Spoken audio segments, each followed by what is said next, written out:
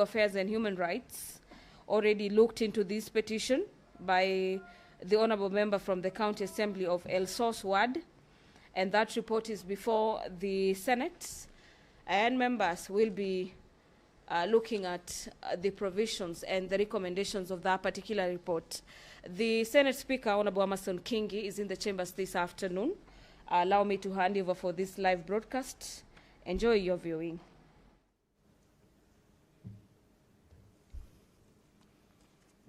Na tuombe.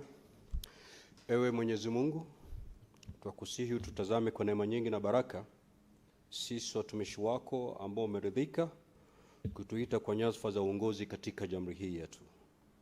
Twakuomba utuajalie tuyatende na kufikia mambo yote yatakayofikishwa mbele yetu kwa njia ya haki na uaminifu, ili kustawisha amani, ufanisi na heri ya nchi yetu na wale ambao haja zao umezikabidhi mikononi mwetu. Amen.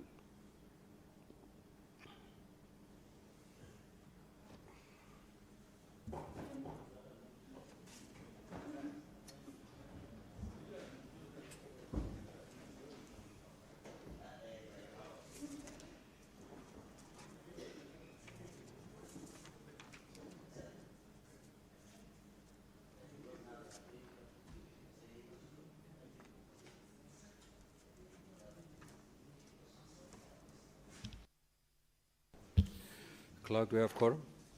Sergeant at Arms, kindly ring the quorum bell for 10 minutes.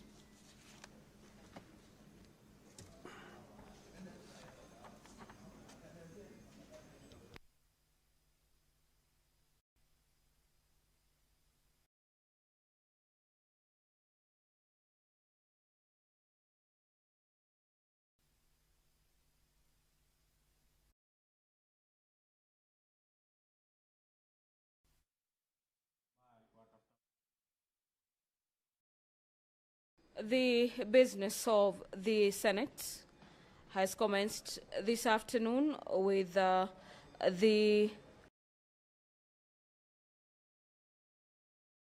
afternoon sitting being presided over by the Senate Speaker, Honorable Amason Kingi. Upon the commencement of business, the House is experiencing a small quorum hitch, but that will be addressed any moment from now as our senators are making their way into the chamber this afternoon to address that issue of quorum hitch. And immediately we get the signal from the chamber that that quorum has been attained. I'll be taking you back to the proceedings in the chamber. But away from that, statements are also set to be sought this afternoon, and that is pursuant to the House Standing Orders number 53, subsection 1. A number of senators have been listed as senators interested on seeking various statements. The Senator for Murang'a County, Senator John Nyoto, is taking precedence on this matter, and among his many statements is that he'll be seeking a statement from the Standing Committee on Land, Environment and Natural Resources regarding the ongoing review of water service boundaries and the management of water infrastructure in Murang'a County.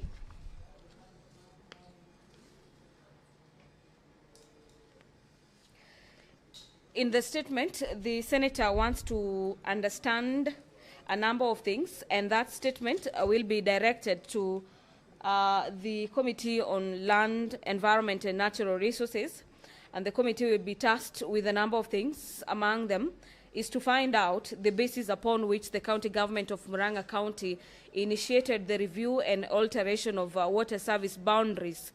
This is between the Murang'a South Water and Sanitation Company and Murang'a Water and Sanitation Company.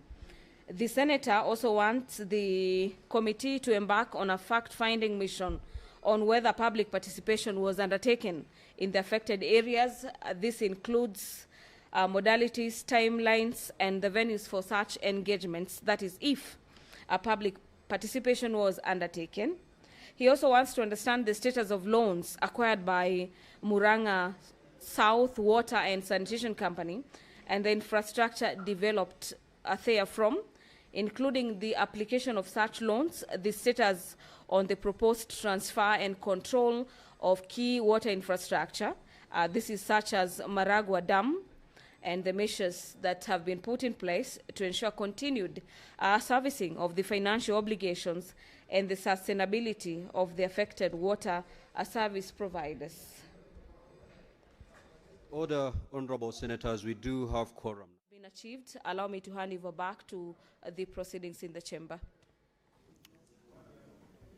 Senator Fernandi and your friend from Kilifi.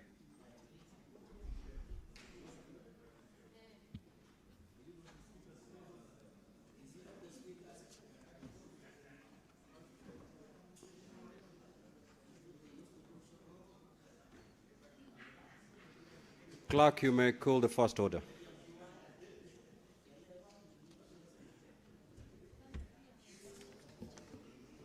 Order number 1, administration of oath. Order number 2, communication from the chair. Senator Lelegwe, kindly take your seat.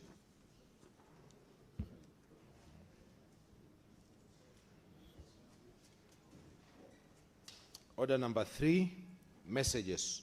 The clerk have a communication. It's a message, yeah. Senator Seki, settle down. Thank you. Honorable Senators, I wish to report to the Senate that pursuant to Standing Order 46.3, I have received a message from the Speaker of the National Assembly regarding the passage by the National Assembly of the Division of Revenue Bill, National Assembly Bills number 2 of 2026. The message, dated Thursday, 12th of March 2026, was received on in the office of the Clerk of the Senate on the same date.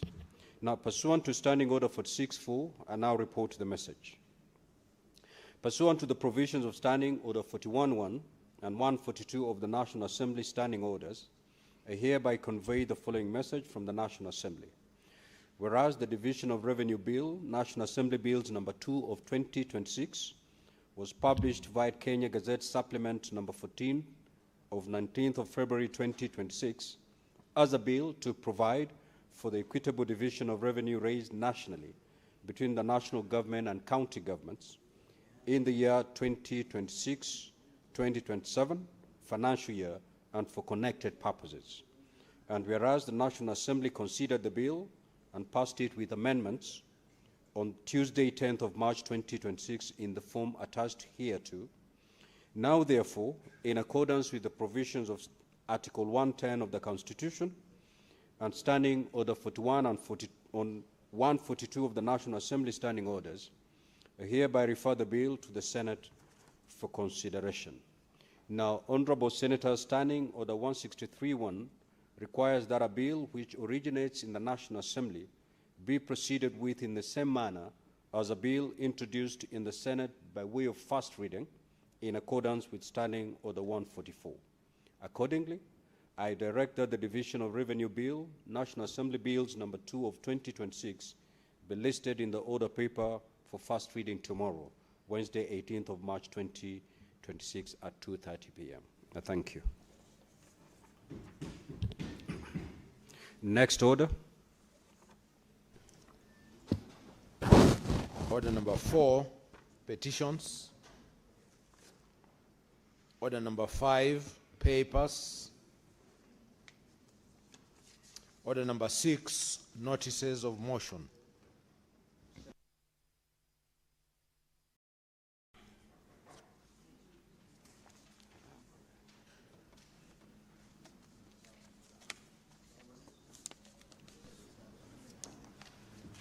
Thank you, Mr. Speaker, sir. I beg to give notice of the following motion. Aware that the Constitution of Kenya under Article 43(1)(f guarantees every citizen the right to education, and Article 53(1)(b provides that basic education is free and compulsory. Further, aware that the government of Kenya launched the new education funding model in 2023, primarily targeting university and tertiary and vocational education and training TVET students leaving a significant gap in the financial support for students in diploma and certificate teacher training colleges, TTCs, concerned that students enrolled in public teacher training colleges are discriminated against and not expressly and fully provided for under the prevailing higher education financing framework, thereby limiting or excluding their access to structured government support for tuition and accommodation. Cognizant that the transition to the competency-based curriculum CBC requires a highly skilled teaching workforce, and that the financial burden on teacher trainees, many of whom come from marginalized backgrounds, threatens the sustainability of the teacher supply chain. Now, therefore, the Senate urges the Ministry of Education, in conjunction with the Higher Education Loans Board HELB and the Universities Fund UF, to 1, formally integrate teacher training college students into the new funding model to ensure equity, quality, and inclusivity in the education sector, and 2, develop regulations and guidelines to define the eligibility criteria for teacher training college students, covering tuition and reasonable accommodation and upkeep costs. Mr. Speaker, I beg to give notice. Next order.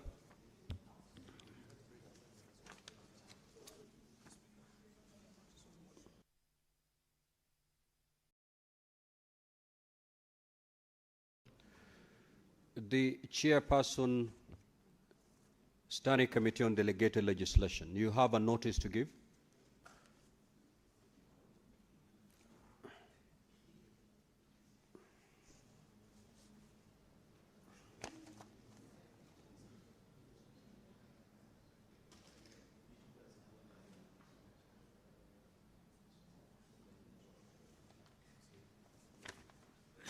Thank you, Honorable Speaker.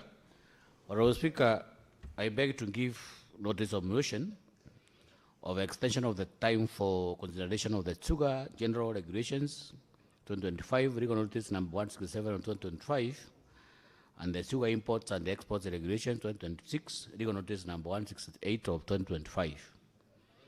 That aware that the Sugar General Regulations 2025, legal notice number 167 of 2025, and the Sugar Imports and Exports Regulations 2025, legal notice number 168 of 2025, were tabled in the Senate on 6th of November 2025, and referred to the Select Committee on the Regulatory Legislation for consideration pursuant to Section 12(1) of the Such Instruments Act. Cognizant that the committee is required to make a report within 28 sitting days after the date of referral of the instruments by the Senate pursuant to Section 15(2) of the Such Instrument Act, which lapsed on Tuesday, 17th of March 2026. Aware that Section 15(3) of the Such Instruments Act provides that by a resolution, Parliament may extend the time for consideration of a such instrument by a period of not exceeding 21 calendar days, noting that the committee requires additional time to consider issues arising from stakeholder consultations and to allow for further engagement on the regulations. Now, therefore, the Senate, pursuant to Section 15(3) of the Such Instruments Act, resolved to extend the timeline for the consideration of the Sugar General Regulations 2025, legal notice number 167 of 2025, and the Sugar Imports and Exports Regulation 2025, legal notice number 168 of 2025, for a further 21 calendar days to enable the committee to conclude its consideration and table its report on or before Tuesday, that 1st March of 2026. I give notice of motion. Thank you, Honorable Speaker. Next order, Clerk.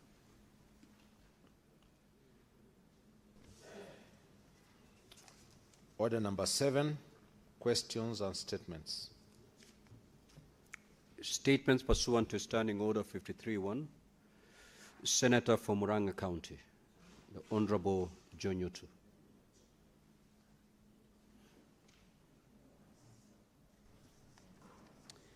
Thank you, Mr. Speaker.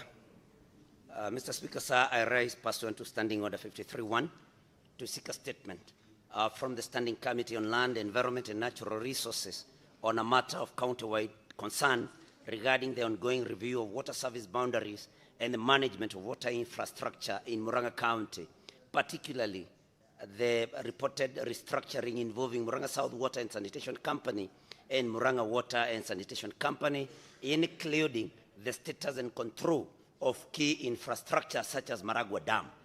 In this statement, Mr. Speaker, the committee should address the following. One, the basis upon which the county government of Murang'a initiated the review and alteration of water service boundaries between Murang'a South Water and Sanitation Company and Murang'a Water and Sanitation Company.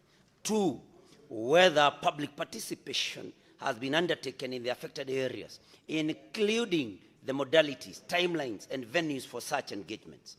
Three, the status of the loans acquired by Murang'a South Water and Sanitation Company and the infrastructure developed therefrom, including the application of those loans, the status of the proposed transfer and control of key water infrastructure, such as Maragua Dam, and the measures in place to ensure continued servicing of financial obligations and the sustainability of the affected water service providers.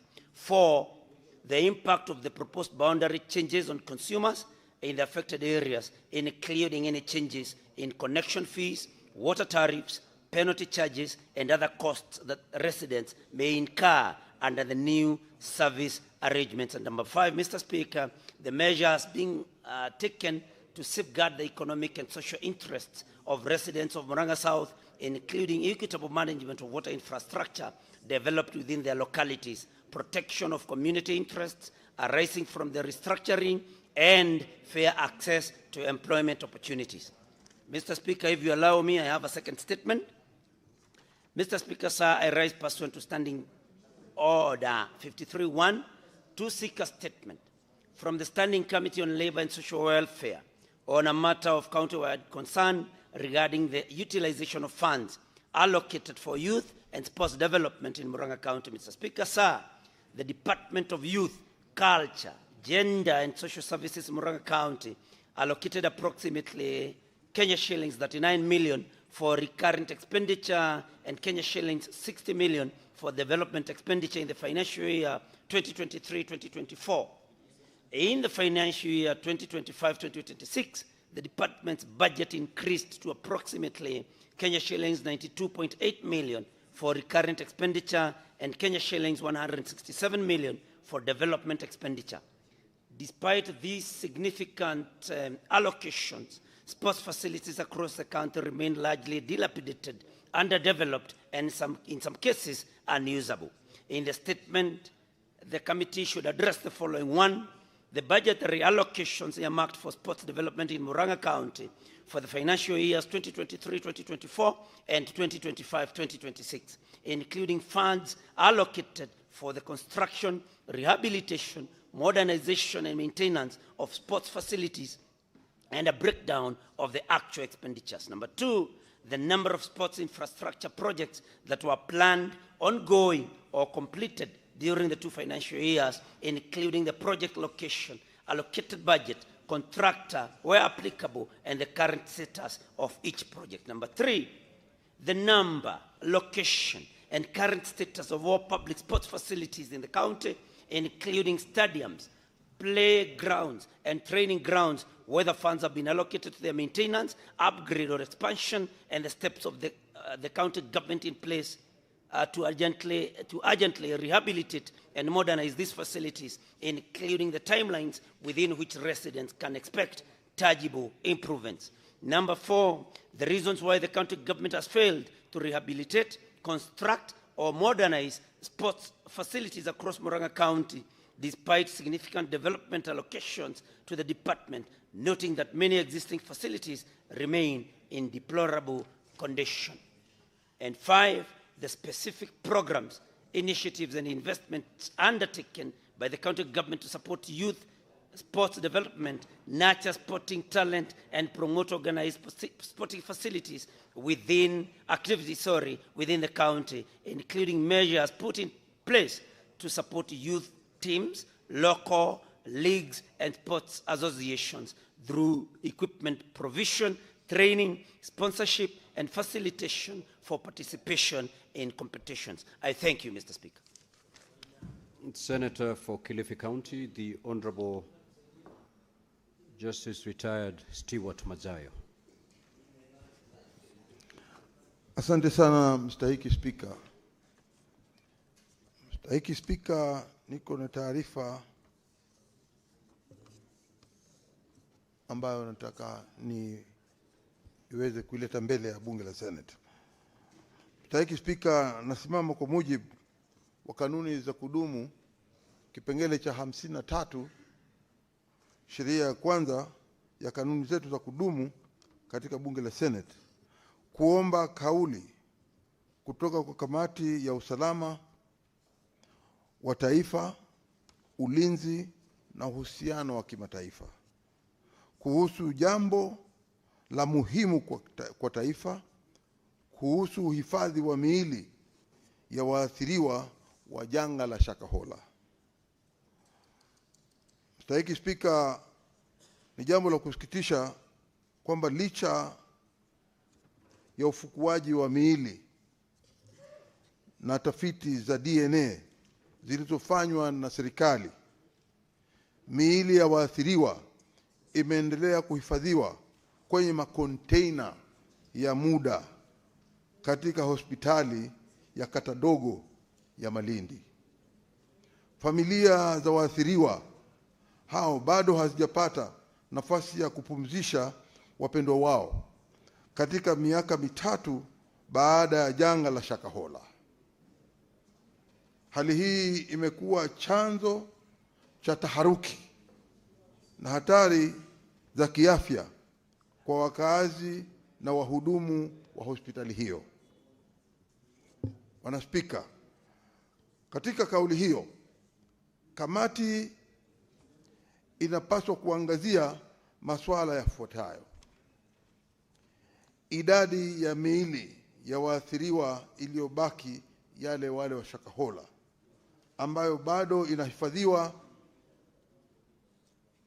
katika makonteina ya muda wa hospitali ya kata dogo ya Malindi. Na swali la pili, sababu ya kucheleweshwa kwa michakato ya utambuzi wa miili, hali ambayo imezuia familia kupata hitimisho na kuandaa mazishi ya wapendwa wao. Swali la tatu, Bwana Spika, ni hatua gani ambazo serikali imechukua kuharakisha utambuzi huu, ukiwemo matumizi ya upimaji wa DNA na msaada wa familia za wale walioathirika. Na mwisho, ratiba ya muda wa kukamilisha utambuzi wa miili ili kuruhusu mazishi ya waathiriwa wa janga la Shakahola. Asante Bwana Spika. Senator, you had a second statement. You can proceed with your second statement.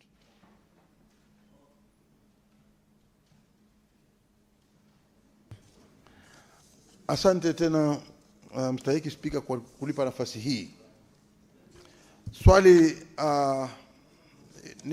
ni taarifa ingine ambayo Bwana Spika nataka niseme, na nimesimama vile vile kwa mujibu wa kanuni za kudumu za Senate kipengele cha 53 sheria ya kwanza.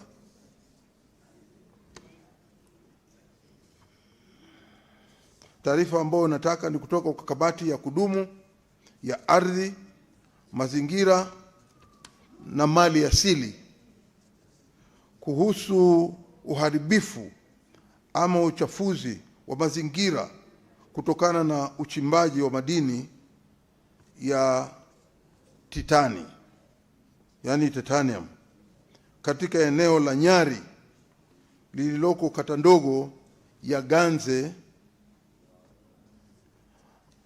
eneo au kaunti ya Kilifi,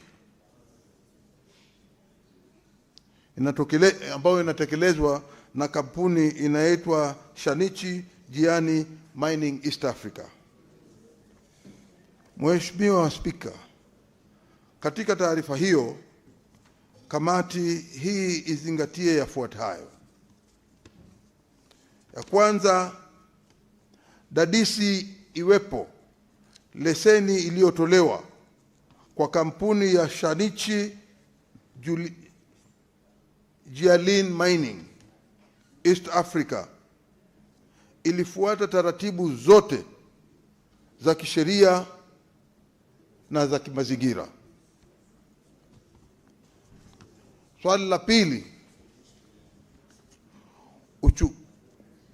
uchunguzi au uharibifu na au uchafuzi wa mazingira na athari za afya zikiwemo kifua kikuu, uvimbe wa ngozi, saratani ya mapafu na ngozi zinazotokana na uchimbaji, na vile vile pia pengine kwa uzazi, kama wale wanaume wanatekeleza hali za kuona kwamba wananchi pia watapatikana, ama wananchi ama wazee watakuwa na watoto, ama watoto watapatikana katika hali ile ya kisawasawa.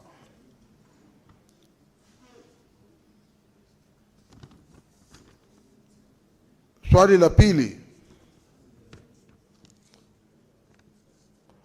kuchunguza madai ya unyanyasaji, ubaguzi na kudhalilishwa kwa wakaazi wa eneo la Nyari wanaofanya kazi katika kampuni ya Jialin. Swali la nne ni kamati kueleza ni hatua gani, ni kueleza hatua gani waziri wa madini na masuala ya bahari na mamlaka ya kitaifa ya usimamizi wa mazingira NEMA imechukua kuhakikisha usimamizi na matumizi sahihi katika uchimbaji madini eneo la Nyari kwa lengo la kuboresha maisha na mazingira ya wakaazi wa eneo hilo. Na mwisho, Bwana Spika, nataka kamati hii iweze kubainisha ni hatua gani kampuni ya Shanichi Jialin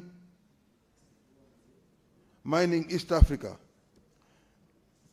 chini ya wajibu wake na kijamii na wa kampuni imechukua katika jitihada za kupunguza athari mbaya zinazotokana na uchimbaji wa madini ya titani katika eneo la Nyari. Asante, Bwana Spika. Senator for Nandi County, the Honorable Chiranke.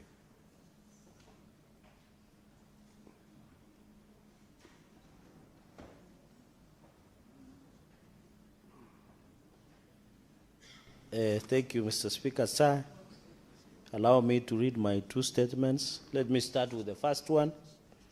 Request for statement on the role of Council of Governors in appointments to various boards, task forces, and committees. Mr. Speaker, sir, I rise pursuant to Standing Order 53.1 to seek a statement from the Standing Committee on Devolution and Intergovernmental Relations regarding the role of Council of Governors in appointments and nominations to various boards, task forces, and committees. Mr. Speaker, sir, the Council of Governors is established under the Intergovernmental Relations Act 2012. It has developed guidelines for appointing representatives to national boards and committees to safeguard the county interests. These appointments are guided by Mwongozo and the Salaries and Remuneration Commission guidelines, emphasizing transparency, merit, accountability, and financial prudence. However, concerns persist regarding mandate clarity, nomination criteria, and mechanisms ensuring accountability of unappointed county representatives nationally. In the statement, the committee should address the following, Mr. Speaker, sir. 1, the specific boards, task forces, and committees in which Council of Governors currently hold representation, the total number of appointments made to date, and whether the legal and regulatory framework underpinning these nominations is adequate to ensure transparency, accountability, and equitable representation. Mr. Speaker, number 2, the criteria, procedures, and guiding principles applied in nominating individuals, particularly in alignment with Mwongozo and the Salaries and Remuneration Commission guidelines, and the measures in place to guarantee fair regional representation so that no county or region disappropriately benefits. Mr. Speaker, number 3, the safeguards instituted to prevent conflict of interest, double remuneration, or abuse of allowances in accordance with Salaries and Remuneration Commission regulations, and whether these appointments are subjected to independent audit or parliamentary oversight, including the frequency of such reviews.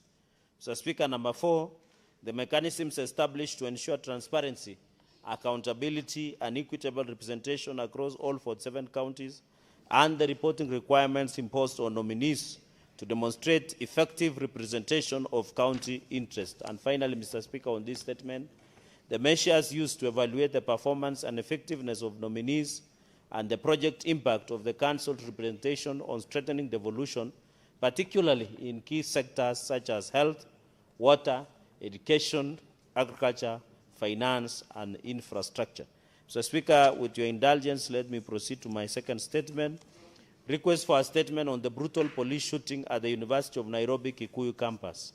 Mr. Speaker, sir, I rise pursuant to Standing Order 53-1 to seek a statement from the Standing Committee on National Security, Defense, and Foreign Relations on a matter of nationwide concern regarding the incident in which an individual purported to be a police officer was captured on video of firing shots into a student's house during a night party at University of Nairobi Kikuyu campus.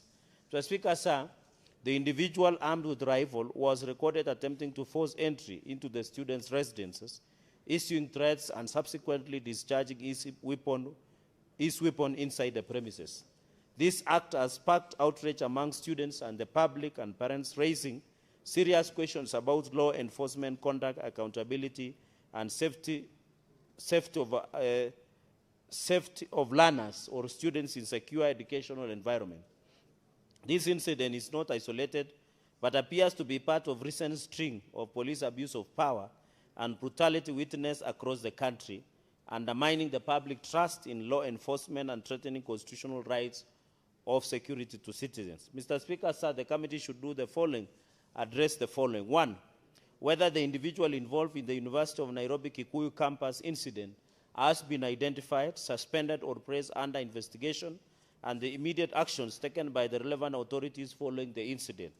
Number 3, Mr. Speaker, the circumstances under which police officers are authorized to discharge firearms in civilian settings, including accountability frameworks, in a place to prevent the misuse of firearms, intimidation of civilians, and violations of the human rights. Number 3, Mr. Speaker, whether the Independent Policing Oversight Authority, IPOA, has taken up the matter, the scope and the progress of the investigation. Number 4, Mr. Speaker, the nationwide reforms, policies, and oversight mechanisms being implemented to prevent the recurrence of similar incidents in universities, learning institutions, and other civilian environments, are the measures being undertaken to guarantee the safety and security of our students and members of the public across the country. Number 5, Mr. Speaker, how the National Police Service is addressing the broader and nationwide concern of police abuse of power and brutality to prevent excessive use of force, protect the public, and restore confidence in law enforcement institutions. I thank you, Mr. Speaker, sir. The statement by Senator for Nakuru County is hereby deferred. Senator Mungatana. Thank you, Mr. Speaker, for giving me the opportunity to read my statements. Mr. Speaker, I rise pursuant to Standing Order 53-1 to seek a statement from the Standing Committee on Energy on a matter of county-wide concern regarding the continuous power blackouts affecting Bura Town, Bangale, Madogo, and Mororo in Tana River County. Mr. Speaker, Tana River County experiences high temperatures, making it essential to ensure the proper preservation of food, water, medicines, and other health-related supplies. The ongoing power outages have significantly undermined residents' essential needs, exposing them to health risks and economic hardship. Further, a considerable portion of economic and social activities in the county takes place after the breaking of the fast during this holy month of Ramadan. The frequent and prolonged power blackouts have adversely affected these activities, disrupted livelihoods, and diminished business productivity. In the statement, the committee should address the following. 1. Whether the reliance on a single feeder power line is contributing to the persistent power outages in the affected areas, and if so, what plans there are in place to expand or establish additional distribution lines, including the timelines for implementation. 2. Whether flooding and other natural disasters have damaged or continue to affect power infrastructure, particularly cables in the region, and if so, when comprehensive repairs or replacements will be undertaken to ensure a stable electricity supply. Whether the inadequate number of substations has resulted in high voltage fluctuations, frequent system tripping, and transformer overloads, and if so, what measures and timelines have been put in place to establish additional substations. 4. What new electrification projects are currently being implemented in the affected areas, and whether these projects include the installation of new transformers and low voltage distribution lines to improve power reliability and access. 5. Why the last mile electricity connectivity project excluded villages 1, 2, and 3 within the Bura irrigation scheme, and the steps the State Department for Energy is taking to ensure that these villages are connected to the national grid in the same manner as other neighboring villages. Senator Mungatana, Tana River County. Mr. Speaker, allow me to read the second one. Mr. Speaker, I rise pursuant to Standing Order 53-1 to seek a statement from the Standing Committee on Roads, Transportation, and Housing on a matter of county-wide concern regarding the socio-economic and environmental impact of the project for the construction of the new Tana River Bridge and access roads along the Ukasi-Garissa-Modika Road. Mr. Speaker, the project for the construction of the new Tana River Bridge and its access roads along the Ukasi-Garissa-Modika Road was launched in February 2025. Landowners whose parcels of land were compulsorily acquired for the project were displaced and have never been compensated to date. Residents have also expressed concern about the project on their livelihood, noting that the bridge design and culverts could divert floodwaters to farmlands and destroy traditional animal paths. Further, the contractor is yet to undertake any corporate social responsibility programs for the local community. In the statement, the committee should address the following. 1. Whether an environmental impact assessment, including public participation component, was conducted prior to the commencement of the project, and if so, obtain the findings. 2. Whether an assessment could be done to ascertain that the bridge design and culverts will not divert flood waters to nearby settlements and farmlands. 3, the reasons for the delay in compensating landowners whose parcels were acquired for the projects and the timelines for effecting the said compensation.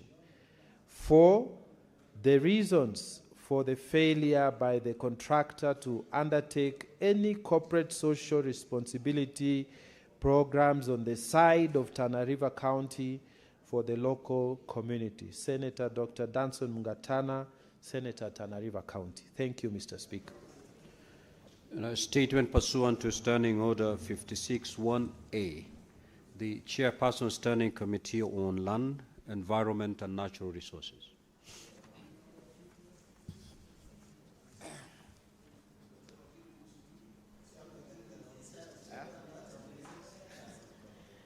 Thank you, Mr. Speaker. So, Mr. Speaker, I rise pursuant to Standing Order 56-1A of the Senate Standing Orders to make a statement on a matter within the mandate of the Standing Committee on Lands, Environment and Natural Resources on the flash floods that have struck Nairobi and other counties on Friday, the 6th of March and Saturday, the 14th of March, 2026, and the systemic environmental governance failures that continue to amplify such disasters.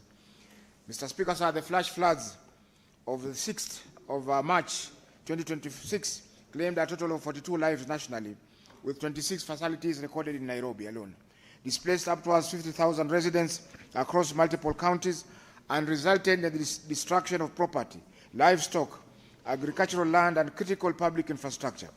This committee extends its deepest condolences to all the bereaved families and to those whose livelihoods have been devastated. The committee notes that the events were a predictable consequence of decades of accumulated failures in environmental governance, land use, regulation, and poor urban planning, matters that this House can scrutinize and give proposals. This committee is of the firm view that Kenya has reached an inflection point. The country has experienced catastrophic flooding in 2023, 2024, 2025, and again in 2026. The state has spent an estimated Kenya shillings 35 billion on flood control, water storage, and mitigation interventions over the past 4 years. And yet, with such successive rainy season, the death toll, the displacement figures, and the economic damage escalate. This pattern of recurrent disaster... Senator Fernandi, be orderly. This pattern of recurrent disaster, reactive expenditure, and the absence of structural reform is no longer acceptable. The committee intends to provide the oversight, analysis, and legislative direction necessary to break this cycle. Mr. Speaker, sir, the constitutional framework is unambiguous in its obligations. Article 42 guarantees every citizen the right to clean and healthy environment. Article 69 imposes a duty on the state to ensure sustainable exploitation, utilization and management, and conservation of the environment and natural resources, and to take measures to address adverse effects of climate change. Article 70 provides for the enforcement of environmental rights, read with Article 62, which vests natural resources, including rivers, lakes, water resources, and public land in the people of Kenya, and places them under the stewardship of the national and county governments. These provisions establish an unambiguous constitutional duty to protect the environment and land use conditions that, when violated, produce the disasters that this country has repeatedly suffered. The Legislative Architecture reinforces this framework. The Environmental Management and Coordination Act, EMCA, Cap 387, establishes the National Environmental Management Authority, NEMA, and vests it with authority over the environmental impact assessment, enforcement of environmental standards, and oversight of riparian zone protection. The Water Act 2016 vests the Water Resources Authority, or WRA, with a mandate to manage, protect, and regulate the use of water resources, including riparian land and catchment areas. The Fiscal and Land Use Act and Land Use Planning Act 2019 establishes the regulatory framework governing the preparation and implementation of land use plans at both national and county levels, including restrictions on development within flood-prone zones. The Forestry, Conservation and Management Act 2016 governs the protection of Kenya's gazetted forest and water catchment areas, including the 5 principal water towers. Despite this comprehensive legal architecture, the environmental degradation has accelerated. This is a failure not of law but of governance. Mr. Speaker, sir, based on the committee's engagements, observations and analysis of available data and expert literature, the committee notes the following concerns on the structural drivers of Kenya's escalating flood disaster. A, degradation of catchment areas and water towers. The committee finds that the degradation of these water towers is a direct and primary driver of the increased frequency and severity of flooding in downstream urban and rural areas, including Nairobi. 2, systematic encroachment on riparian land. Under EMCA and the Water Act 2016, riparian reserves of not less than 6 meters on either side of a river or stream and greater distances of larger water courses are protected zones within which no development is permissible. The committee finds that this legal requirement is routinely and pervasively violated across Kenya, and most acutely in Nairobi, where formal and informal structures have been constructed directly within river channels, or on riverbanks and in designated flood points. This encroachment eliminates the natural flow storage capacity of riparian zones, constrains river channels, and exposes human settlement to catastrophic and predictable flood risk. Modern flood mitigation engineering depends on retention basins and buffer zones within riparian corridor. In Nairobi, these areas have instead been developed, making mitigation structurally impossible in many localities. The committee further finds that encroachment actions against riparian encroachments have been hampered by legal challenges, inadequate institutional capacity, and in documented cases, political interference. Number C, failure of the Urban Planning and Development Control. The Physical and Land Use Planning Act 2019 requires that development permissions account for environmental impact, including drainage and flood assessments. The committee finds that this requirement has been systematically disregarded in progressively replaced permeable green surfaces with impermeable concrete and tarmac, dramatically increasing stormwater runoff volumes and velocities. The county government of Nairobi has acknowledged that despite improved on-source revenue, the city's drainage infrastructure has not kept pace with the scale and pace of urban expansion. The committee finds that the National Construction Authority, NCA, and county governments have failed to enforce building and planning regulations that prevent the proliferation of developments in flood-prone areas, and that corruption in the planning approval process continues to enable inappropriate and illegal construction. Number D, chronic underinvestment in neglect and neglect of drainage infrastructure. Drainage infrastructure in Nairobi was largely designed and built to serve a city of a fraction of its current population and density. The committee finds that despite the expenditure of 35 billion on flood control and mitigation over the last 4 years, the allocation specifically for drainage infrastructure maintenance, rehabilitation and expansion has been grossly inadequate. In the current financial year, flood control works received 200 million nationally, a figure that is manifestly insufficient for a country with Nairobi's drainage needs alone. Drainage channels across the city and other urban centers are clogged with solid waste, including plastic, silt, and illegal kiosks, which has greatly reduced their capacity. The committee finds that there is no systematic, adequately funded and regularly audited program for the maintenance of urban drainage networks at either the national or county level. Number E, inadequate solid waste management and its impact on drainage. The committee finds that direct and causative link between the failure of solid waste management and the blockage of drainage systems. The Environment and Land Court and NEMA have both noted the pervasive practice of disposing solid waste in drainage channels and riparian zones. In the absence of adequate water collection infrastructure in informal settlements, rivers and drainage channels become the default disposal route. The resulting blockages do not merely reduce drainage efficiency, they cause localized flooding even in rainfall events of relatively moderate intensity. This renders the solid waste management crisis inseparable from the flood disaster crisis. Number F, over obstruction of groundwater and ground subsidence.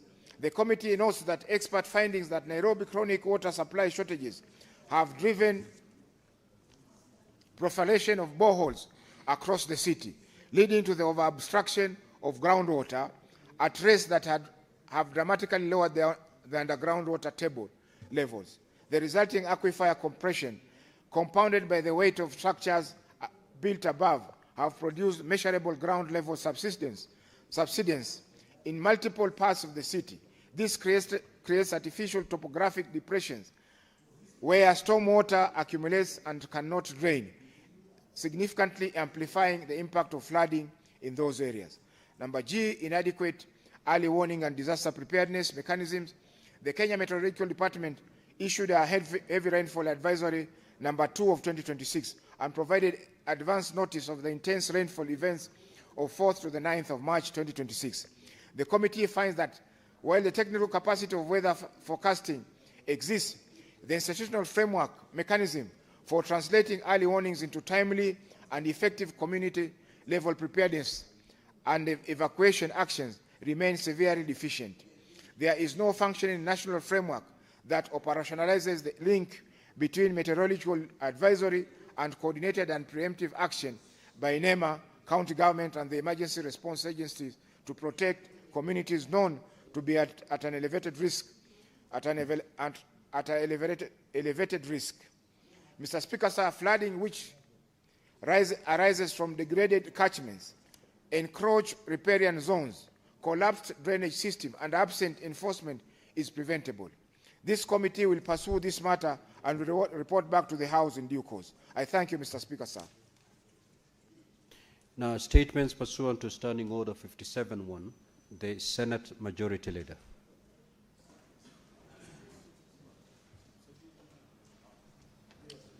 Mr. Speaker, sir, I rise pursuant to Standing Order number 57-1 to make a statement regarding the oversight mechanisms by the Senate under Article 96 of the Constitution. Mr. Speaker, sir, through its committees, the Senate, through its committees, exercises its oversight mandate over county governments in accordance with the Constitution, the Public Finance Management Act, the Public Audit Act, the Public Procurement and Asset Disposal Act, the County Governments Act, and the Senate Standing Orders. Yeah. Article 96.3 in particular provides that the Senate shall exercise oversight over the nationally raised revenue allocated to county governments, including ensuring accountability in the management of public resources. Further, Article 125.1 grants Parliament and its committees powers to summon any person to appear before it for the purpose of giving evidence or providing information. Further, Article 125.2 provides that such committees have the same powers as the High Court to enforce the attendance of witnesses, examine them under oath, compel the production of documents, and issue commissions or request to examine witnesses abroad. Mr. Speaker, sir, these powers were reiterated by the Supreme Court in the petition 24 and 27 of 2019 and 2022, the Senate versus the Council of Governors and 6 others, where the Supreme Court held that Article 96, 1, 2, and 3 of the Constitution, as read together with Articles 110 to 112, leave no doubt that the Senate is established to perform fundamental roles of governance concerning counties through legislative, budgetary, and oversight actions. The court stated that the Senate has been granted considerable latitude in ensuring that county governments operate at optimal and within accountability standards if the objectives of devolution were to be realized. The Supreme Court, Mr. Speaker, sir, emphasized that there was no way the Senate could perform such an important role without having the powers to summon a governor and to require him or her to provide answers and offer explanations regarding the management of the county finances and related affairs. It stated that without such power, the Senate will not be able to exercise to protect the interests of the counties, nor will it be able to exercise effective oversight over national revenue allocated to counties. The court further stated that the office that is ultimately answerable to the Senate is that of the governor. In its analysis, the Supreme Court determined that the Senate is constitutionally empowered to summon governors to appear before it or any of its committees for purposes of answering questions and providing requisite information. Mr. Speaker, sir, in the recent past, certain county governors have repeatedly failed to honor invitations and summons issued by the County Public Accounts Committee to appear before it to respond to matters relating to financial management, accountability, and the use of public resources allocated to their respective county governments. Their actions contravene the Constitution and the statutory duty to account for funds allocated to their respective county governments and undermine the constitutional oversight mandate of the Senate.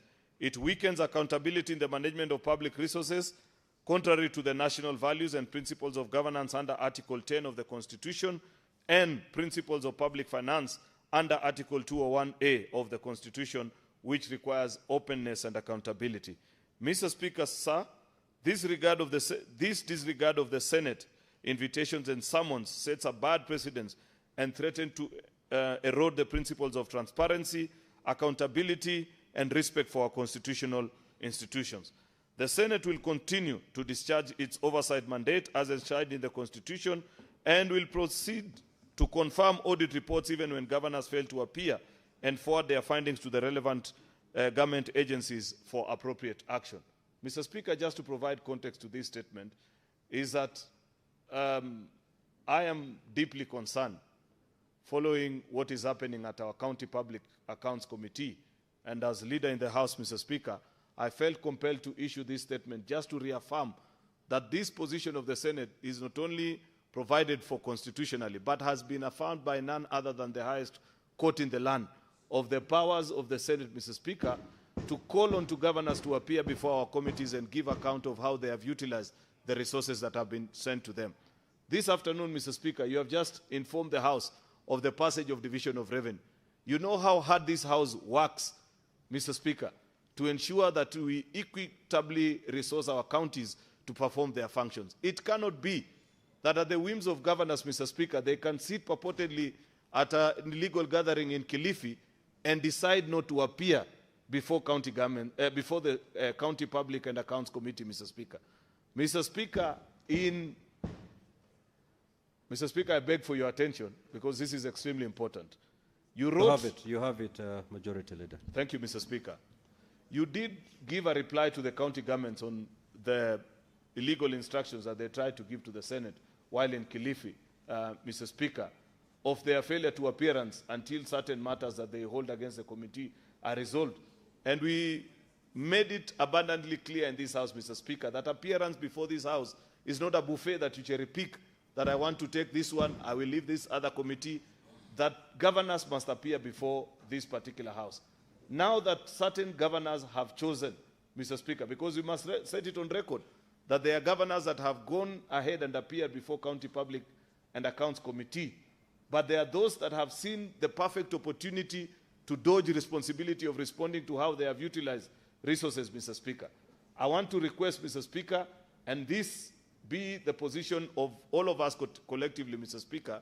I am aware, because I have consulted with the chairperson of the County Public Accounts Committee and their membership, that the County Public Accounts Committee will proceed and confirm the findings of the Auditor General on those counties, Mr. Speaker. Because if you have failed to come to respond, then it means you are guilty, you have accepted the verdict, Mr. Speaker. All that is left for us, because on Tuesday, the 31st of March, 2026, God willing, Mr. Speaker, shall be a special day in this House. We shall be passing the findings of the County Public Accounts Committee on the utilization of resources for last financial year by county governors.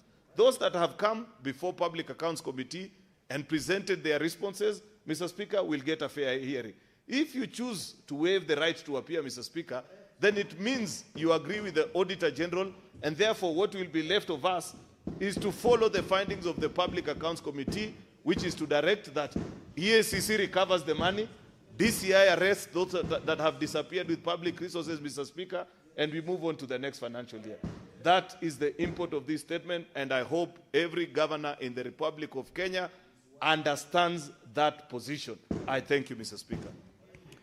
Now, honorable senators, I will allow comments for not more than 15 minutes. So if you have an opportunity to speak, yes, comments including the statement by the majority leader, in which case then I will allow comments for not more than half an hour. So if you get an opportunity to speak, kindly do so for not more than 3 minutes. Senator Eddie Okech.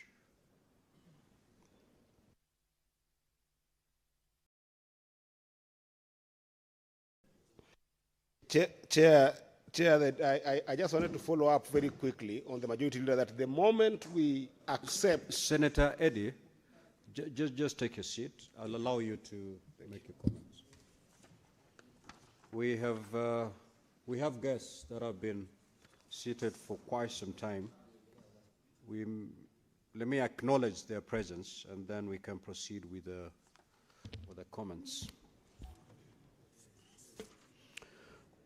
Honorable Senators, would like to acknowledge the presence in the Speaker's Gallery this afternoon, a visiting delegation from the County Assembly of Samburu, comprising members of the House Business Committee and the Speaker's panel and its Secretariat. The delegation is undertaking a training program at the Center for Parliamentary Studies and Training. I request each member of the delegation to stand when called out so that you may be acknowledged in the Senate tradition. The Honorable Stephen Lenamale, the Speaker of the County Assembly. The Honorable Lelenkeju Jackson Layan, Deputy Speaker. The Honorable Leleruk James Koeleken, Minority Leader. The Honorable Lorunyei Lawrence Sebastian, Minority Whip. The Honorable Lemosa Maura Lekuram, a member of the panel. The Honorable Eunice Sarah Lekrenyei. The Honorable Lebesina Calvin Lebalentan. The Honorable Jane Nakinyi. The Honorable Fred Lenapere. The Simon Lekupe. Timothy Leshomo. And Agnes Lerat. Now, honorable senators, on behalf of the Senate and on my own behalf, I extend a warm welcome to the delegation and wish them a fruitful visit. Also, I'd wish to acknowledge the presence in the Speaker's Gallery this afternoon of a visiting delegation of members of the county assemblies from Uasin Gishu and Makueni County Assemblies. The delegation is on a benchmarking engagement on best practices at the Senate. I request each member of the delegation to stand when called out so that you may be acknowledged in the Senate tradition.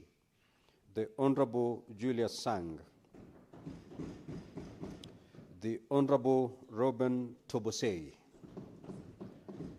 The Honorable Esther Mwangeli. On behalf of the Senate and my own behalf, I extend a warm welcome to you and wish you a fruitful visit. I will request the Senator for Samburu, Senator Lelegwe, and 1 minute to extend a word of welcome to welcome the delegation from Samburu County, and thereafter the Senate Deputy Minority Leader to extend a word of welcome to the second delegation. You may proceed. Mr. Speaker, sir, let me join you to welcome on behalf of the Senate the members of the County Assembly of Samburu, members of the House Business Committee, and the Speaker's panel to the Senate. Mr. Speaker, sir, I know there is a lot to learn here from the Senate by the County Assembly members and their staff. And Mr. Speaker, sir, some of the members who are here today have served in the last 3 assemblies. They have served since devolution. And I know they have a lot. Honorable Urunye, Honorable Mosa served in the County Assembly for the last 3 assemblies. And I know they have a wealth of experience. And my hope is that they learn, what they learn here is they take back to serve the people of Samburu better. I'm sure today they have seen the majority leader tabling a statement under Standing Order 57-1, which touches on the reports of this House and the responsibility of governors to appear before the Senate to come and account for the resources that they are allocated by this House. To note that, Mr. Speaker, sir, the governor of Samburu has never appeared, and he doesn't want to appear before the Park Committee to account for these resources. And in the last 2 sittings with the Park Committee, with Peak Committee, they have received very bad opinions, very bad opinions. There was a disclaimer, there was an adverse opinion, and there was also a qualified opinion out of 4 reports that he appeared before, he appeared to give feedback at the Park Committee. So I request that these members and their staff learn what brought them here and take back their report, or take back the experience of the Senate to go and serve the people and do well in their committees, because I'm sure that they were requested. Also, it is upon them to table the auditor's report before the 31st of March this year. And I am not sure whether the committee or the Park Committee of the County Assembly have tabled their reports in the County Assembly. I thank you, Mr. Speaker, sir, and I welcome the members of staff of the County Assembly of Samburu and the members of the County Assembly. Thank you. Senator Wambua. I thank you, Mr. Speaker. Mr. Speaker, I am grateful for this opportunity.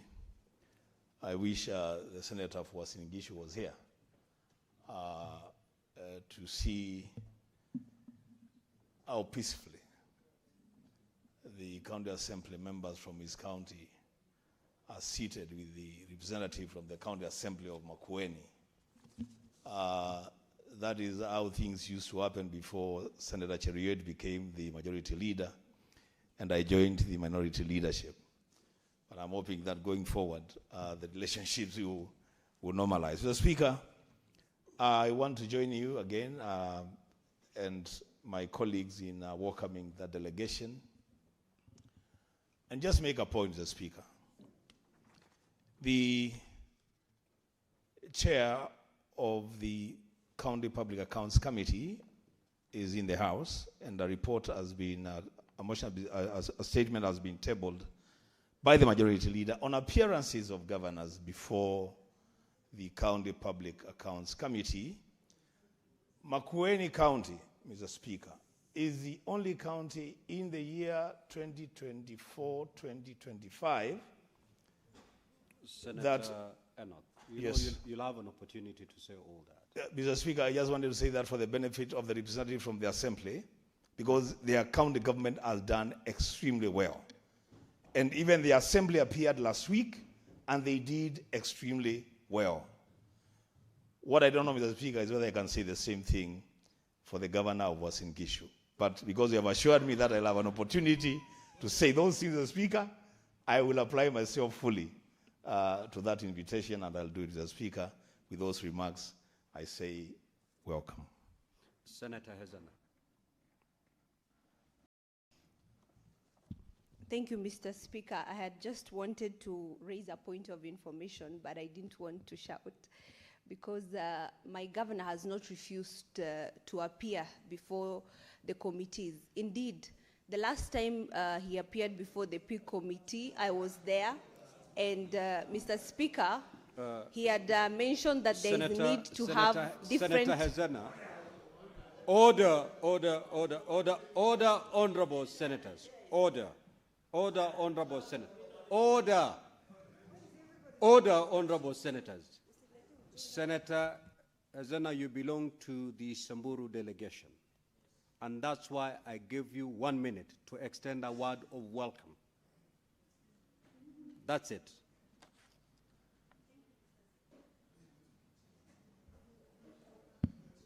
Thank you, Mr. Speaker, and I appreciate the opportunity to welcome our members of the County Assembly, while at the same time requesting the Senate Business Committee to ensure that there is harmony in the allocation of time at which the governors or the cabinet secretaries are welcomed to answer questions in the respective committees, because in the last time, Mr. Speaker, we had a conflict where the governor was supposed to appear in 2 committees concurrently, and he mentioned it.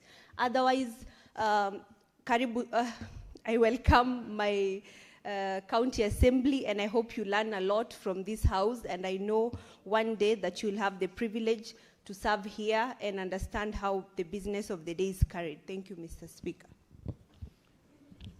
Now, honorable senators, before I allow comments on the statements that have been sought, allow me to pass this communication. Further to the communication I issued in the afternoon sitting on Wednesday, 25th of February 2026, regarding the basic operation of the Titan Congress system, I wish to inform you that the biometric authentication module has now been operationalized. We will therefore discontinue the use of key cards and transition to the biometric.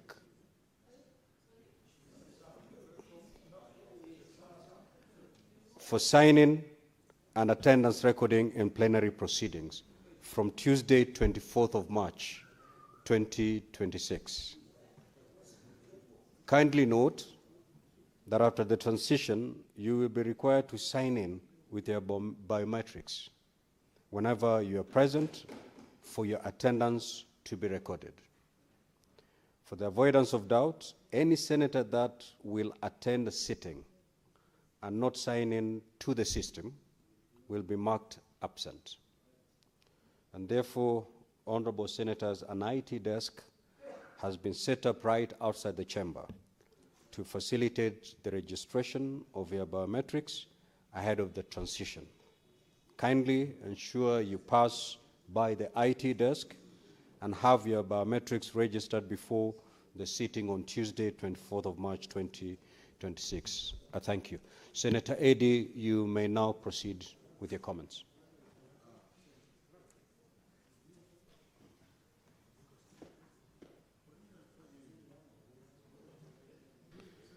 Mr. Speaker, within these 3 minutes, let me first of all make a rejoinder or a comment on what Senator Chiragia talked about in the police intervention where issues have been raised and then they end up mishandling people. Because, Mr. Speaker, I had actually attempted to bring a serious statement in this House on the status of insecurity in Migori County. And before even my statement could be accepted, Mr. Speaker, as valid, last weekend we had a confrontation between the police and the population where 3 lives were lost at gunshots. And the police station in Makalda was burnt down by people, Mr. Speaker, who were angry at the police. And this is because, Mr. Speaker, constantly there has been laxity by the police to deal with those insecurities in that area, to the extent that the people there now are being terrorized by GSU officers who have gone now to Makalda to try and restore order, Mr. Speaker. These issues, if they're not solved, Mr. Speaker, and the statement by Senator Cherargei, Mr. Speaker, should be treated by the agency it deserves. And I know that Senator Cherargei also asked a question to the Ministry of Interior on the general state of insecurity in places including Migori, Nandi, and other places, Mr. Speaker. They are an emergency, because if you don't take care, Mr. Speaker, the population will start fighting with the police, and that will be the highest height of insecurity. It is happening in Nyatike, and I stand with my people in Nyatike that they should not be harassed by the police in Nyatike. There must be a proper understanding between the police and the people in the locality. And Mr. Speaker, that said, because I don't have much time, Mr. Speaker, the country is going to a serious crisis where a jamboree of a group of a corporate organization that calls itself the County Governors Council, Mr. Speaker, is deciding that it's not going to come to this out, Mr. Speaker, to account to critical issues of audit, and they are tantamount to serious crime of humanity on financial irregularities in this country, Mr. Speaker. Mr. Speaker, if you don't rise to this issue, we're not going to manage it, Mr. Speaker. In Migori County, Mr. Speaker, I have taken time and checked on the auditor's report, Mr. Speaker, for 2024, 2025, Mr. Speaker. You will find critical irregularities, Mr. Speaker, starting with, 58 million that has been transferred from County Revenue Fund without any trace. We have got 72 million, Mr. Speaker, that is supported, transferred from the same county coffers, Mr. Speaker, for ECDs that were not built. Mr. Speaker, we have got things like 826 million that cannot be accounted for in terms of pending bills, Mr. Speaker. I can go on and on, Mr. Speaker. I think it is very important, Mr. Speaker. You have 1 minute. You already have 1 minute. Yes. Mr. Speaker, I just want to request, why can't the chair pack just do a basic consideration of these reports? Because you have given these governors a chance to be heard. Then bring this report for us here in the House, Mr. Speaker. Bring them here in the House so that we tell the country what is happening in this audit report, Mr. Speaker. Because if we don't intervene, Mr. Speaker, these governors are developing a route of looking us in the eye and telling us that corruption is acceptable so long as they can be able to buy their ways out there and other senators, Mr. Speaker. Let's come and deal with them in this House, Mr. Speaker, because committees meet as a subsect of the entire House. Bring them in this House, bring those reports here so that we discuss them as a House for each and every government who does not appear in the House. I thank you, Mr. Speaker. Senator Chute.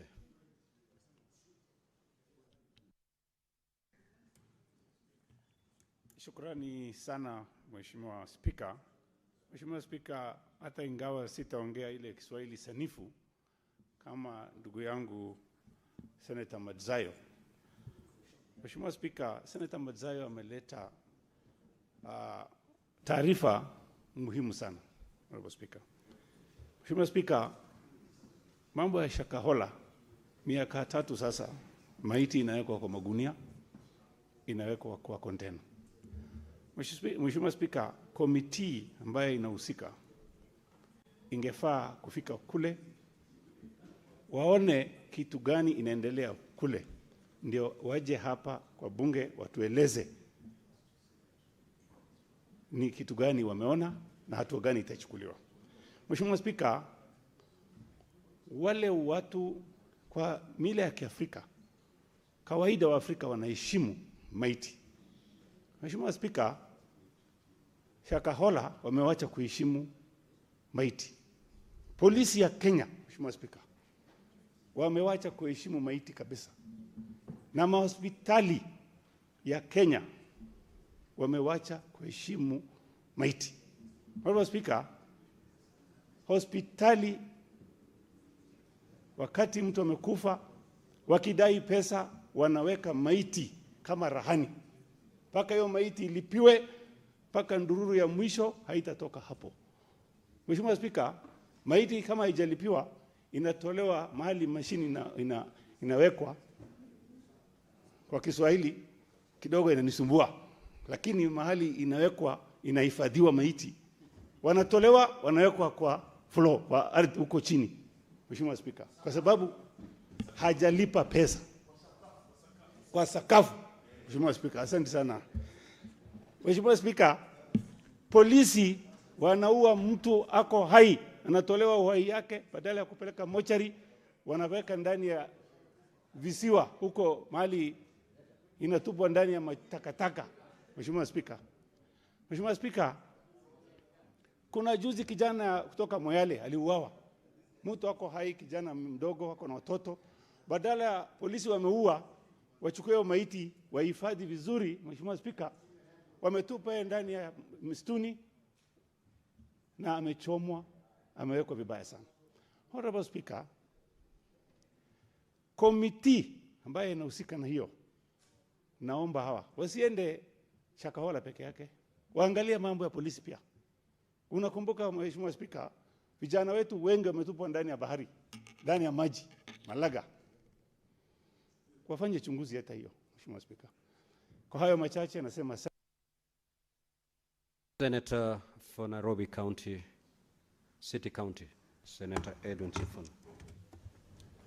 Mr. Speaker, I just wanted to say something on the statement sought by the Senator for Nandi. Speaker, it is quite disturbing that weeks after the incident that we all saw at the University of Nairobi, the Kikuyu campus, that officer who was involved in that particular incident has not even been identified by the police service. No arrest has been announced or even any charges being preferred against him. There has actually been even no briefing by the National Police Service. And all this noise that we've made as a people, that what happened was unacceptable, has just been met with silence. At least, Honorable Speaker, in the case of Nandi Hills, which my brother is very much aware of the kids who were playing pool that were attacked by police, we were told that there was some administrative action, although again later they came and said, oh, those officers had not been transferred, had been widely circulated. But Honorable Speaker, even in the case of Nandi Hills, there have been no charges up to today for the officers who were seen openly violating the peace of these young people. So, Honorable Speaker, you know, there are very few officers in the police force that give the entire force a very bad name. I don't think there is anyone who believes that anyone who has gone through police training can actually fire into a house that he knows there are people inside, and he himself cannot even see where that bullet is going. That officer, Honorable Speaker, we must continue to insist that he be brought to book.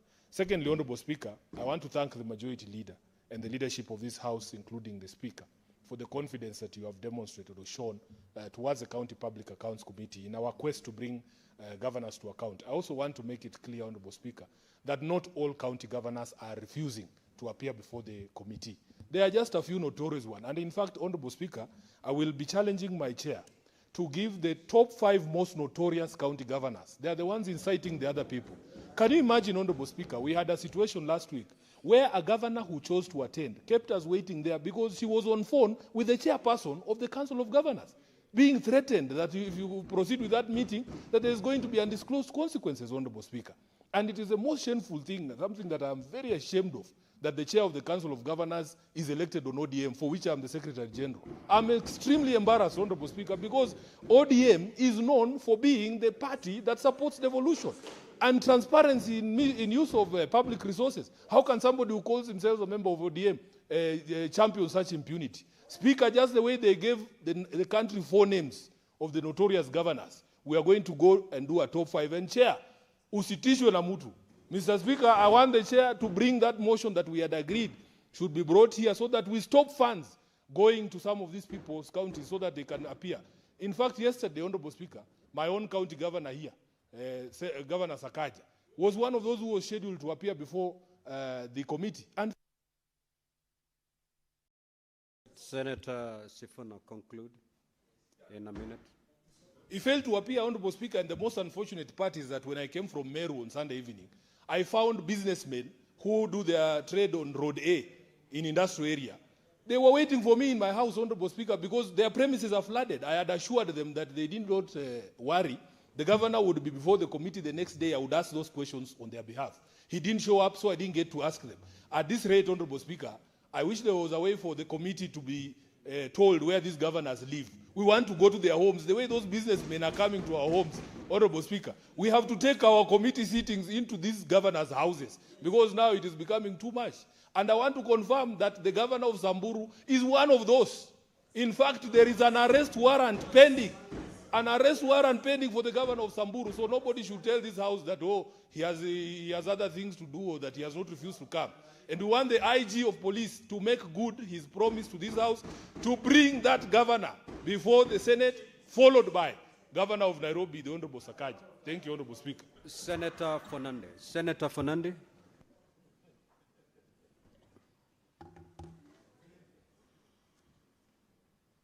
Thank you, Mr. Speaker. I think the Senator Sifuna has spoken very well today for most of us, and we are proud. If he goes through this trajectory, things are looking very good. Mr. Speaker, mine is on your county. It is very unfortunate that 3.5 years, there are 286 bodies that are lying in Malindi Sub-County Hospital, yet to be released to the families for decent burial. Yet DNA test has been taken. What is happening? Is somebody using it for sorcery or bewitching? Because why don't we release these bodies to the families? Mr. Speaker, when you are in Malindi Sub-County Hospital, which you are familiar with because you come from that area and minority leader, the smell is so strong that the people who are sick smell death. Mr. Speaker, it is even psychologically unfortunate to the patients who are recovering in Malindi Sub-County Hospital. Mr. Speaker, I want to challenge the Ministry of Interior and the concerned ministry. Now that they have DNA samples, they have everything, Mr. Speaker, can you, even in your honor as the Speaker of this House, which you come from that area and the Senate Minority Leader, can the families, their bodies be released? Because even the case of the allegations facing the infamous Pastor Magensi is almost coming to a conclusion, Mr. Speaker, because it's a public knowledge, Mr. Speaker. Is it in order that now the government releases the 286 bodies that they have detained for 3.5 years? Remember, Mr. Speaker, these bodies were excavated or removed from the shallow graves. They are smelling, Mr. Speaker. Is it in order? Mr. Speaker, can you direct the minister, the Committee of National Security, to ensure that the bodies are released, Mr. Speaker? You have so much powers, Mr. Speaker. Mr. Speaker, this is your county. Mr. Speaker, it cannot be that, Mr. Speaker, I beg of you that stand with these families and will stand with you because you lead this house as number 3. I know somebody has claimed that they are number 3 in government, but I want to confirm you are number 3, Mr. Speaker. Let others are jokers, Mr. Speaker. Mr. Speaker, the final question I want is issue of mining. This company called Shanichi Jiali Mining is a Chinese company that is taking advantage of your people, and it's next to your constituency, Magarini, Mr. Speaker. Magarini. Sorry, Mr. Speaker. They have bypassed all the laws that exist. They don't follow NEMA. Who are these people? You cannot go and do this nonsense. Sorry, Mr. Speaker, for using that word in China. You saw what happened in Kolomani. What is happening in Karebe, Tindre sub-county, is what will happen to your people. Mr. Speaker, if this thing is not stopped now, NEMA must tell us what they have eaten, that the laws, Mr. Speaker, even men from your area can no longer sire. They can no longer execute their things in the evening because the environment is not conducive. And you know, Mr. Speaker, before you give birth, you need a peaceful environment. You've used your time, and you've used it very well, so have a seat. It's already concluded.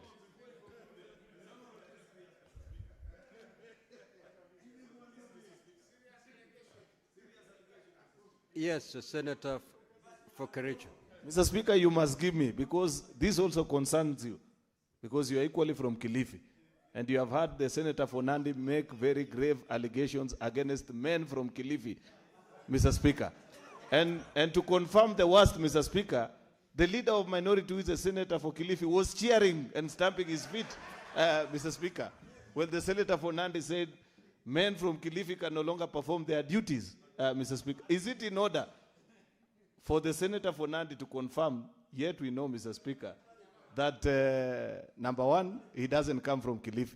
Secondly, he is not a woman of the opposite sex, Mr. Speaker, to confirm what men from Kilifi can do. Mr. Speaker, can he set the record straight on behalf of your constituents? No, honorable Senator. Yes, Senator for Kilifi. Asante mstahiki Spika. Mstahiki Spika, kiongozi wa walio wengi amekosea kabisa ile statement ambayo ulikuwa mimi nasema.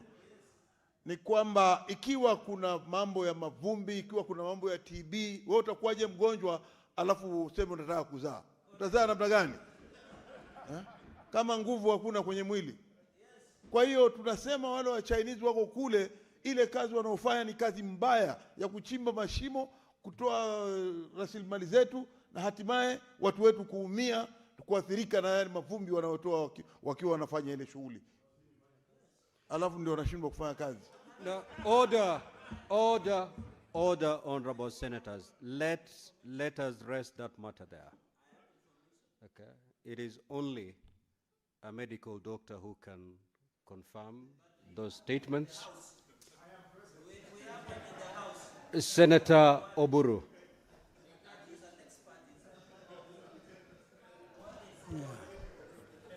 Yeah, Mr.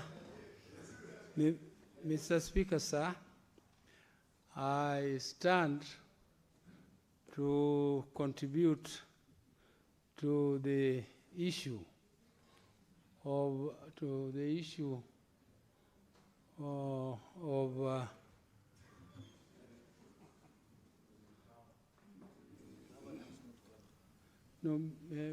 Mr. Speaker, I stand to the issue of governors not appearing before the Senate.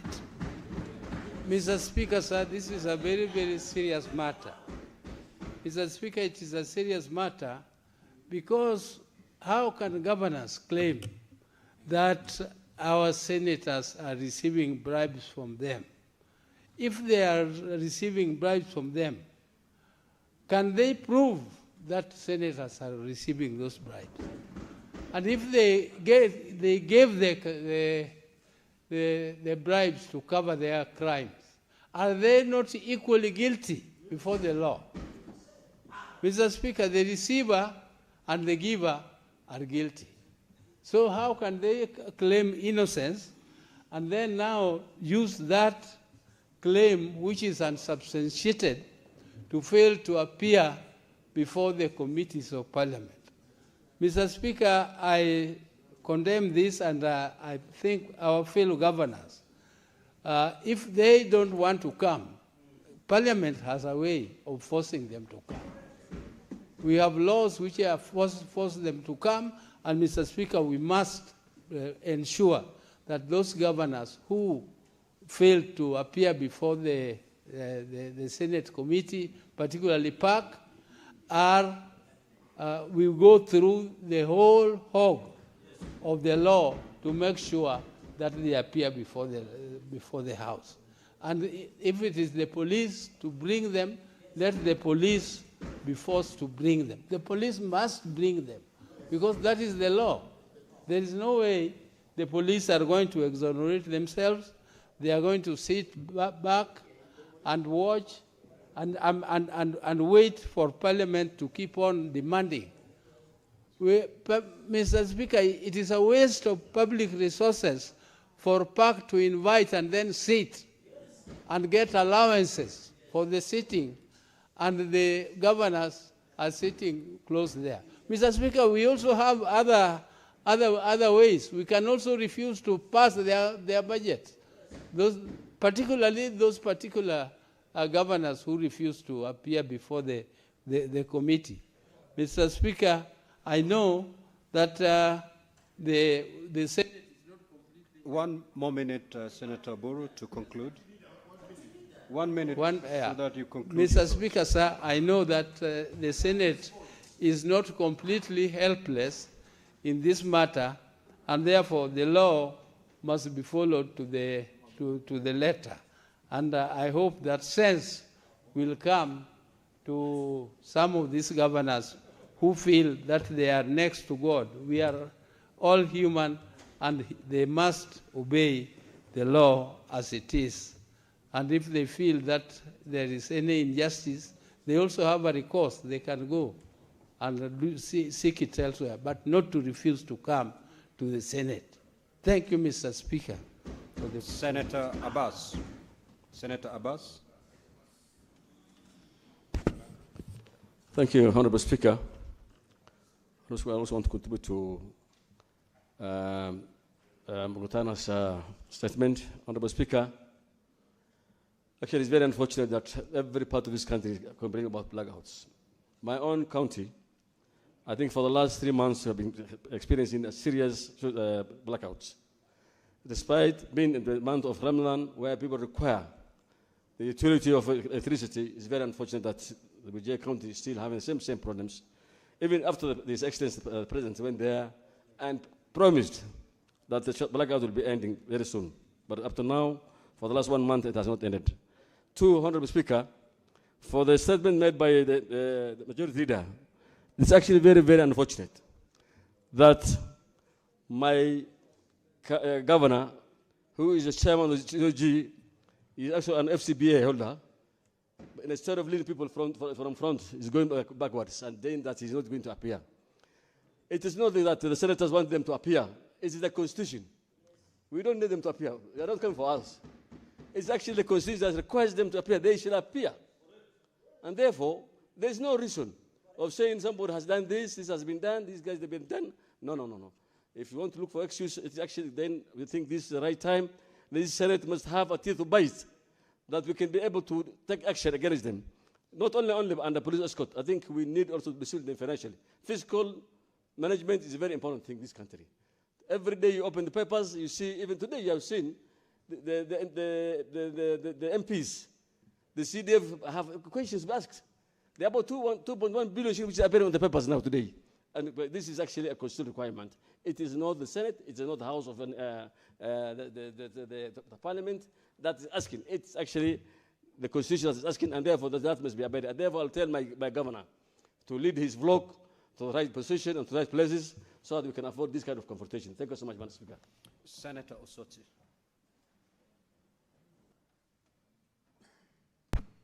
Thank you, Mr. Speaker. Mr. Speaker, let me comment on the statement by Minority Leader on exploitation of minerals in Kilifi. Mr. Speaker, this is a very serious issue, and I know a number of us have brought statements in this House on the same topic, but maybe different minerals. Like I know Senator Halwale, Senator Muma, myself, and even Senator Okio Mtata, we have brought statements here regarding the mineral exploitation of gold in Western Kenya.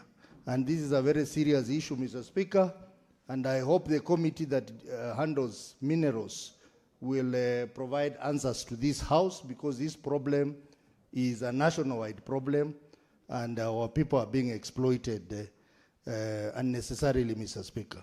Mr. Speaker, on the issue of governors not appearing before us, I think, Mr. Speaker, we have the powers. I have read the statement by the majority leader, but how I would wish, Mr. Speaker, we took a very serious step, Mr. Speaker, because committees of PAC and PIC are committees of this House. Why don't we consider that next Wednesday, Mr. Speaker, we invite we summon all the governors who have not appeared before us to come before the committee of the whole House, Mr. Speaker, and explain to us why they have not been appearing before the two committees. I think that would be a serious step. And then after that, Mr. Speaker, we stop dispersing funds to these counties. Because if we just talk about it in a statement and we leave it there, none of these governors will appear before us, Mr. Speaker. The kind of contempt, the kind of rudeness that we have seen in our committees, Mr. Speaker, this cannot be left to go on.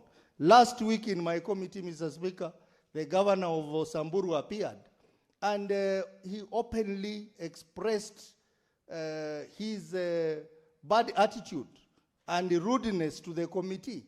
This is not the way to go, Mr. Speaker. These people should appear before the committee of the whole House and explain why they have not been appearing before the two important oversight committees, Mr. Speaker. Thank you, Mr. Speaker. Senator Mungatana.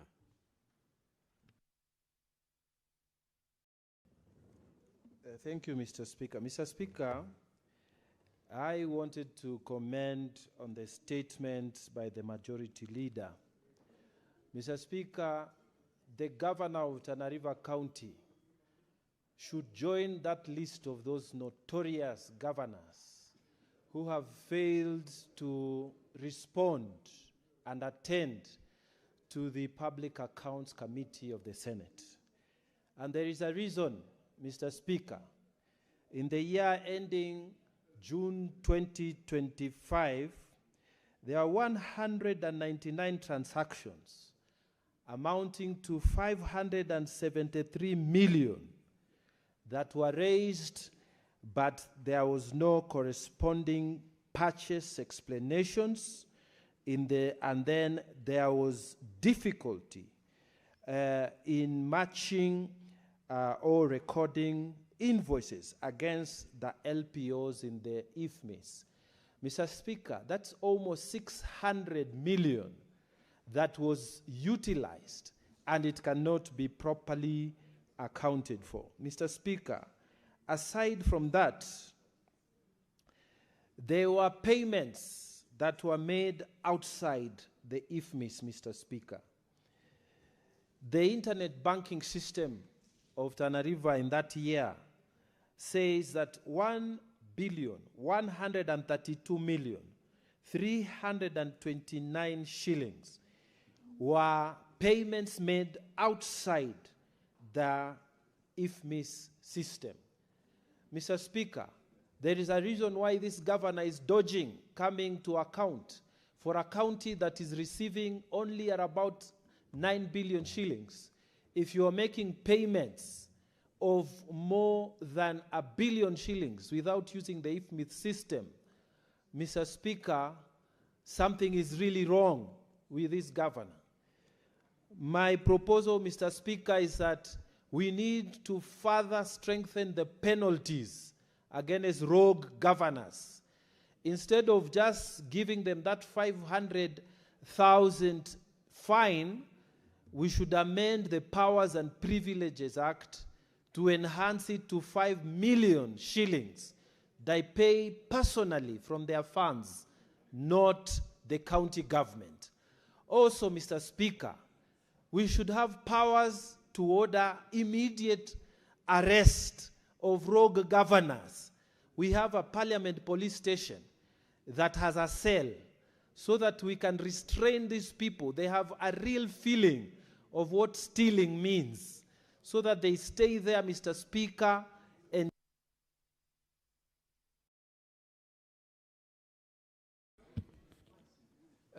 give Senator Mugatana 1 minute to just conclude on his sentiments. yes, Mr. Speaker, so that these governors who have been found to be rogue, they can stay in the parliament cells until they pay the fine of 5 million shillings. Mr. Speaker, if we can make this pain felt directly to these governors, then, Mr. Speaker, we will stop the drainage of funds. Mr. Speaker, this cannot go on.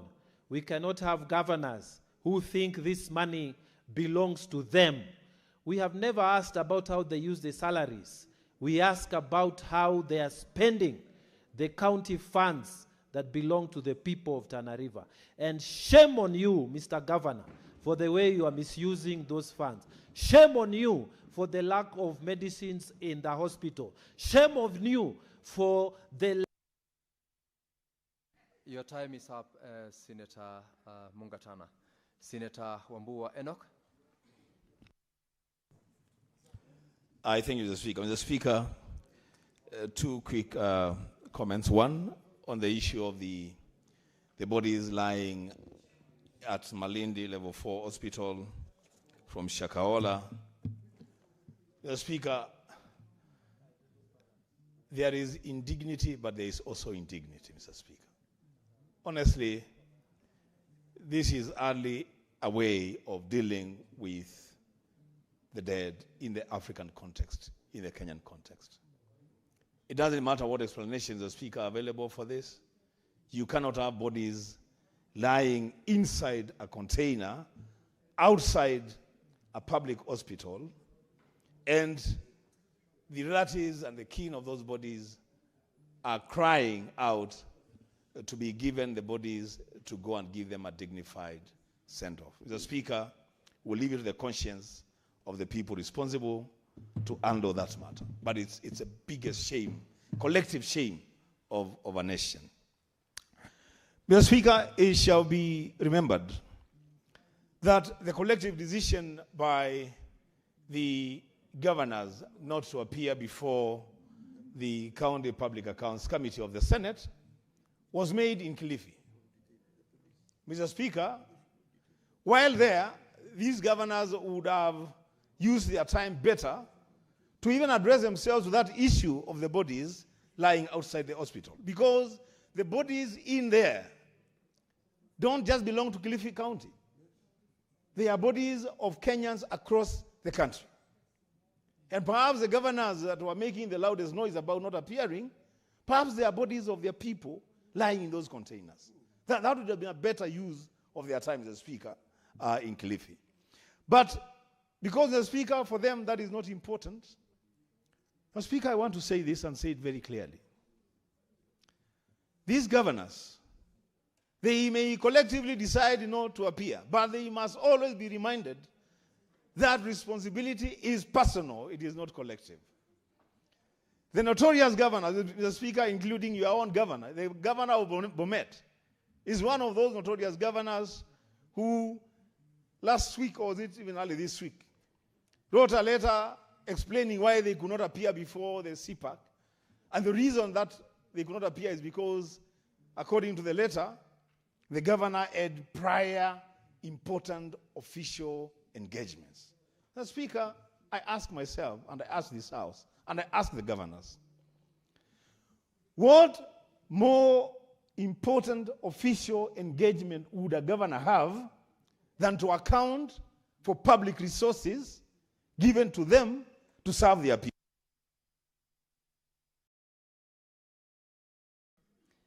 Give him 1 minute to conclude. Thank you, Mr. Speaker. Mr. Speaker, these governors, and I am happy that we had a meeting today. Mr. Speaker, I want to report to this House that because the last appearance that the IG had before the committee, he committed that he will be bringing governors that we order him to arrest and bring to us. That we have decided, Mr. Speaker, that on Thursday of next week, the governor of Samburu be brought before the committee in chains to answer, Mr. Speaker, to audit queries. And Mr. Speaker, the IG should know that this is not a request. This is a directive. It's an agreement that we had with him. And committees of parliament, Mr. Speaker, don't pronounce themselves in vain. So, Mr. Speaker, once the IG receives that official communication, I expect that the governor of Samburu will appear in chains on Thursday to answer to audit queries for... The 1 minute added to Senator Wambua is over. Indeed, just to confirm what you said, the governor of Bomet actually in his letter of trust declined to appear before the Senate committee. And besides that, there are other contempt proceedings of not only the committees but other courts out of corruption allegations. Senator Boni Halwale. Thank you, Mr. Speaker. Mr. Speaker, we made a mistake. I'm saying this in contribution to the statement by the leader of the majority. When we gave governors a bill that allowed them to be called His Excellency, and allowed them to fly the national flag, and allowed their wives to be called First Lady, and allowed them to drive around in sirens, we allowed them a retinue of police officers as escorts. We created the African man syndrome in them. And therefore, this proposal by the leader of the majority should be accompanied by exercising Article 225 of the Constitution on financial control that allows us to stop 50% of the funds due to the defiant governors. Mr. Speaker, I was surprised that the person reading that statement was the governor of Kakamega, a man for whom the people of Kakamega are waiting to hear what he has to say about the 240 million that he found allocated on the Butali-Malecha Road. Instead, He is today in a rally, Mr. Speaker, asking the President of Kenya to help him build the same road, for which we want him to account for the 240 million shillings that was put in that account when he reported in office. Mr. Speaker, we want him to tell us what happened to the 120 million shillings that was meant to do the bridge and gap the road from Bushiangala all the way to Eregi that has got a crossover in the budget, and the money was in the account, Mr. Speaker. Mr. Speaker, we would like the governor of Kakamega to tell the people of Kakamega, and I'm glad that the party leader of ODM is here, Barasa should tell us, Mr. Speaker, what happened to the 400 million that he put to the road from Mwiboma in Mumiasi all the way to Indangalasia. 3 years down the road, he has not done anything. We would like to know, Mr. Speaker, what happened to the 600 million that was intended to do the road from Bulimbo Market in Harambe all the way to Haunga. Instead, the guy has done only 2.5 kilometers and the money is gone. These are the things he's coming before the committee will clarify. Finally, may I congratulate young Senator Kajwang and your team. Stay put. When you are asking questions of why not, what not, nobody. Thank you, Senator Boni. You know, had you asked for a minute, I would probably have given you, but you did not. So, in the circumstances, I will, I will proceed to allow the next speaker, Senator Faki, to. Asante Mheshimiwa Spika kwa kunipa fursa hii kuchangia taarifa zilizoletwa bungeni. Kwanza naanza na Senator Mazayo kuhusiana na miili iliyobaki katika hifadhi ya maiti Malindi. Mheshimiwa Spika, bunge hili lilichagua kamati maalumu ya kuangalia mambo ya Shakahola. Na moja ya mapendekezo nilikuwa ni kwamba yale miili iweze kupewa wenyewe mapema na waweze kuzika ili waweze kusahau masuala hayo. Lakini Mheshimiwa Spika, ni masikitiko leo karibu miaka mitatu bado tunazungumzia mambo haya ya Shakahola. Mheshimiwa Spika, baadhi ya mapendekezo ilikuwa ni kubadilisha sheria ambayo inaangalia taasisi za kidini. Na Mheshimiwa Senator Mungatana alikuwa na shauku kubwa ya kuweza kupitisha sheria hili, lakini nasikitika ni kwa sheria pia iliweza kuondolewa baada ya kuchapishwa, na hivyo basi katika masuala ya Shakahola hatukuweza kupata chochote ambacho tuweza kusema kwamba kiliweza kufanyika kwa sababu ya kamati hiyo na kwamba wananchi wataweza kufurahia. Mheshimiwa Spika, ina maana kwamba zile fedha ambazo bunge hili lilitoa kwa masuala ya Shakahola ni pesa ambazo zilikwenda bure, kwa sababu hata leo bado watu wanalalamika miili haijazikwa. Na Mheshimiwa Spika, zile mochari ambazo ziko pale, ile container ya mochari ambayo iko pale, hata si ya hospitali ya kuu ya Kilifi, ni ya watu binafsi, Kenya Red Cross, na labda wangeweza kuitumia mahali pengine vizuri zaidi kuliko kukaa pale na miili ikaendelea kuharibika kwa muda wote. Mheshimiwa Spika, hususan hivi sasa ambapo umeme unakuwa ni shida. Mheshimiwa Spika, mambo nyingi, wabunge kadhaa hapa wameleta matatizo ya umeme katika kaunti zao, nikiwapo Mombasa pia. Kwa hiyo Mheshimiwa Spika, ipo haja ya swala hili kutatuliwa kwa haraka, kwa sababu tayari kuna harufu inaudhi watu wako pale na ni kinyume na maadili ya kiafya katika sehemu ile. Mheshimiwa Spika, mwisho ni kuhusu magavana ambao hawawezi kuja kujibu maswali katika bunge hili. Mmoja wa magavana wao Mheshimiwa Spika ni gavana wa Mombasa, ambaye pia ametoa sababu nyingi kukosa kuja katika bunge hili kuweza kujibu maswali. Hivi nimeona barua tayari kwamba tarehe 23 anatakana hapa siku ya Jumatatu. Na nina hakika Mheshimiwa Spika, hiyo tarehe 23 atakuwa na hafla nyingine ambayo itamwezesha asiweze kufika katika bunge hili kujibu maswali mazuri ambayo yameandaliwa na kamati ya uhasibu ili kuhakikisha kwamba fedha zetu zinatumika vizuri. Mheshimiwa Spika, ningeunga mkono pendekezo la Seneta Ososi kwamba badala ya kuita mawaziri Jumatano wiki ijayo, tuite wale magavana ambao ni sugu kukataa kuja, naweza Senator Faki, I'll give you 30 seconds. Give Senator Faki 30 seconds to conclude. Yes. Kwa hiyo Mheshimiwa Spika, waitwe hapa Jumatano wiki ijayo ili waweze kujitetea ni kwa sababu gani wanakiuka katiba. Kwa sababu kukiuka katiba ni moja ya You know, Senator Faki, you asked for 30 seconds. And, they have not ended, Mr. Speaker. All right, conclude. Only 3 conclude, seconds. conclude, Senator Faki. You're still on the floor. Kwa hiyo Mheshimiwa Spika, waitwe hapa kwa sababu moja ya sababu za kuweza kubanduliwa mamlakani ni kukataa kutii sheria. Na sheria inasema kwamba lazima waje katika bunge la Senate waweze kujitetea kwa hisabu na ripoti zao ambazo zimetoka kwa mhasibu mkuu wa serikali. Asante Mheshimiwa Spika. Senator Wamatinga.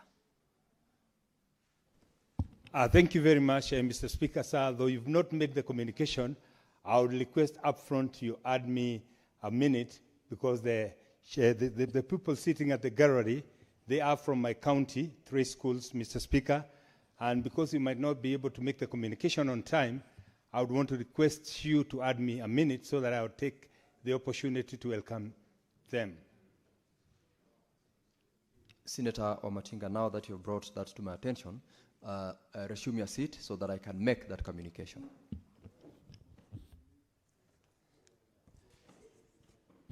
Honorable Senators, I have a communication on visiting teachers and students from schools in Nyeri County. I would like to acknowledge the presence in the public gallery this afternoon, visiting teachers and students from Ndiani Comprehensive School, Kiaruthi Comprehensive School, and St. Thomas Gatura Secondary School in Nyeri County.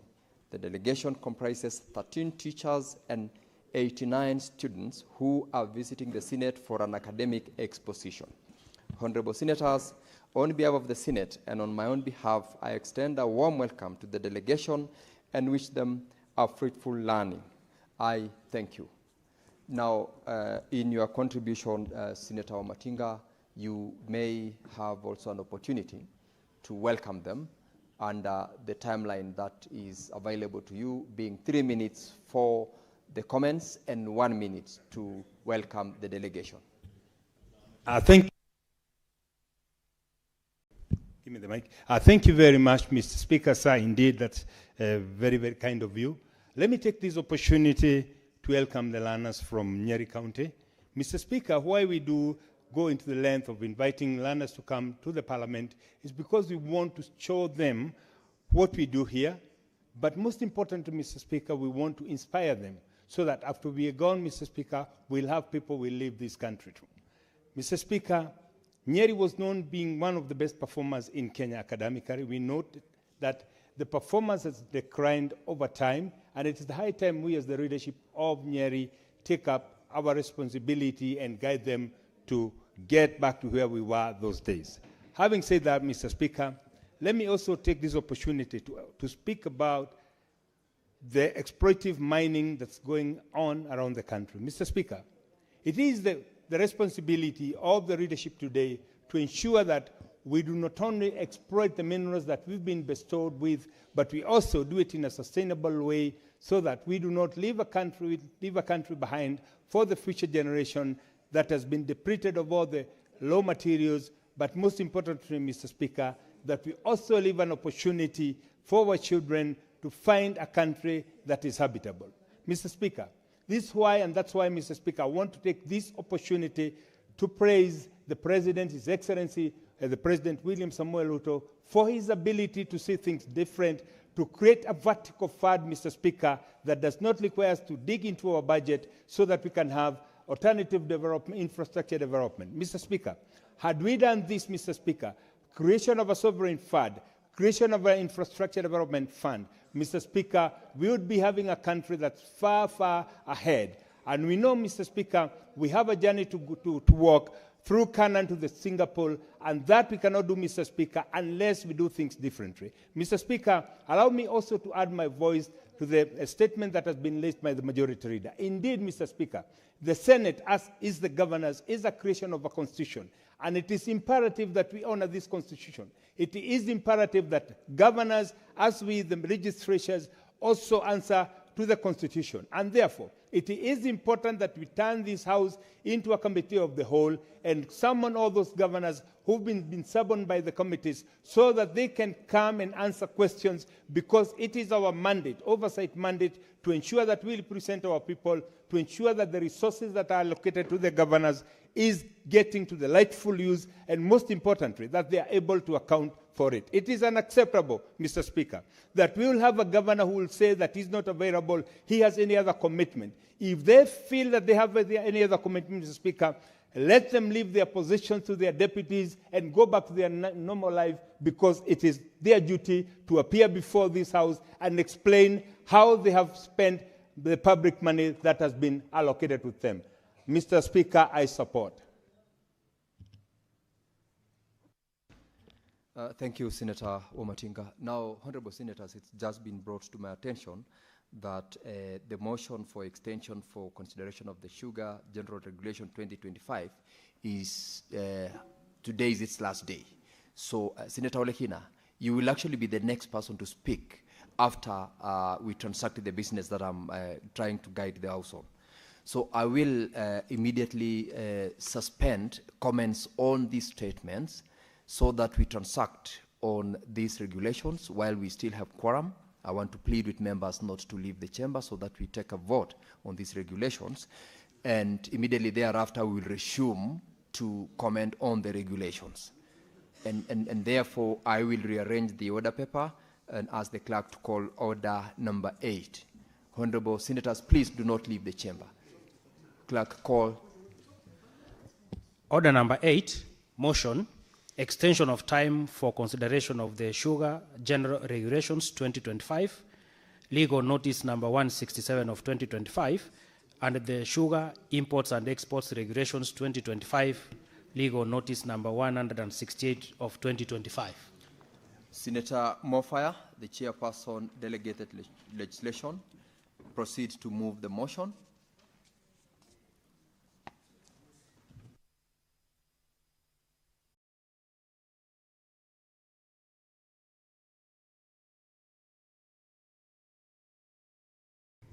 Thank you, Honorable Speaker. Honorable Speaker, I beg to move the motion that aware that the Sugar General Regulations 2025, legal notice number 167 of 2025, and the Sugar Imports and Exports Regulations 2025, legal notice number 168 of 2025, were tabled in the Senate on the 6th of November 2025 and referred to the Select Committee on Delegated Legislation for consideration pursuant to Section 12(1) of the Statutory Instruments Act.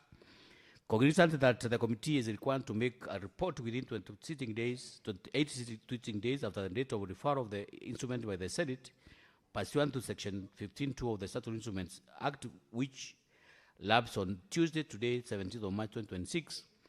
Aware that Section 15(3) of the Statutory Instruments Act provides that by a resolution, Parliament may extend the time for consideration of a statutory amendment by a period not exceeding 21 calendar days.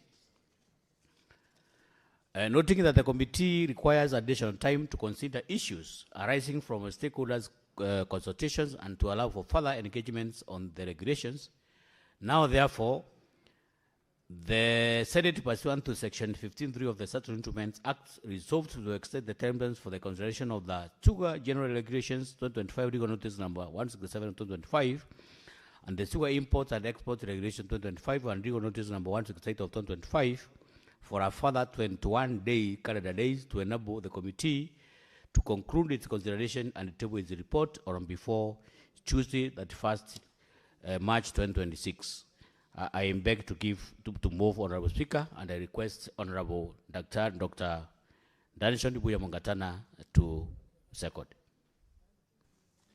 Senator Mungatana.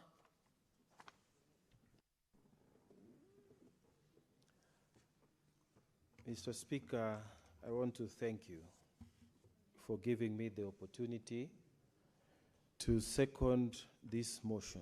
Mr. Speaker, this is a very simple motion that really seeks to give time to the committee so that we can be able to look at these sugar regulations 2025, legal notice number 167, and legal notice number 168 of 2025.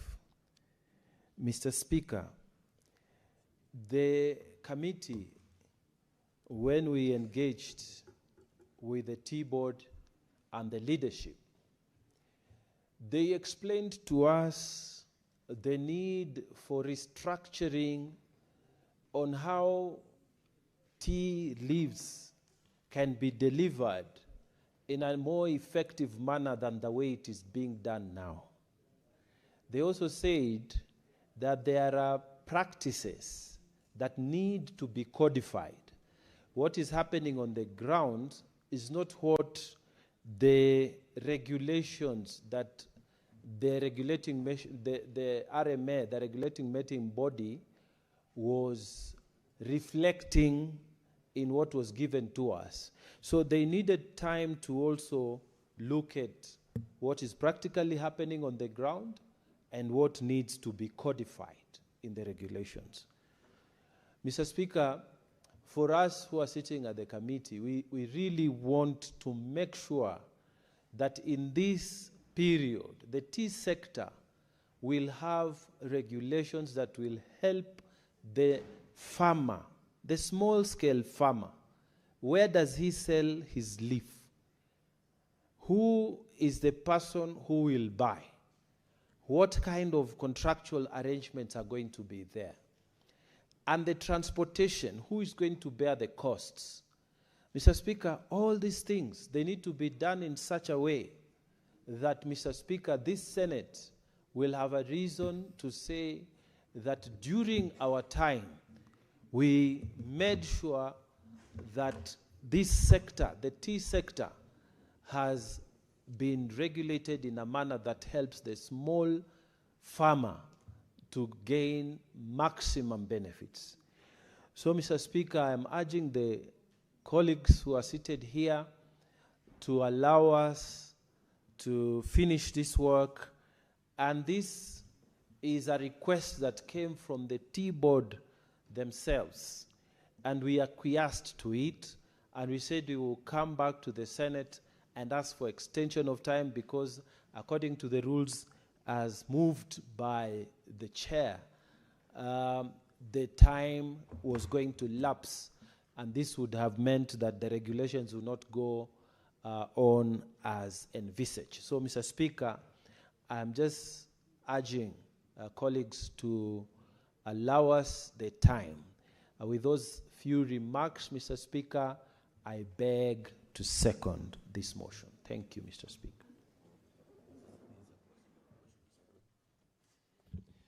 Senator Lemaletan, take the next seat to you. Thank you.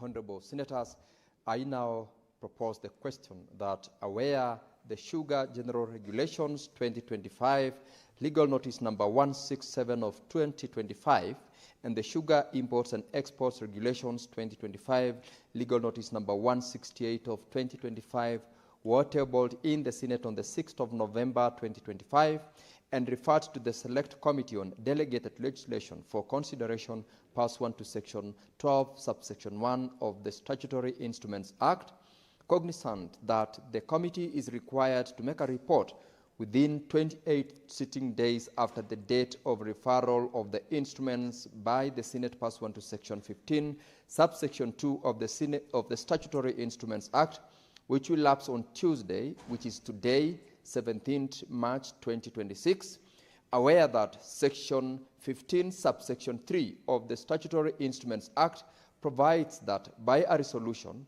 Parliament may extend the time for consideration of a statutory instrument by a period not exceeding 21 calendar days, noting that the committee requires additional time to consider issues arising from stakeholder consultations and to allow for further engagement on the regulations. Now, therefore, the Senate, pursuant to Section 15, subsection 3 of the Statutory Instruments Act, resolves to extend the timeline for the consideration of the Sugar General Regulations 2025, Legal Notice number 167 of 2025, and the Sugar Imports and Exports Regulations 2025, Legal Notice number 168 of 2025, for a further 21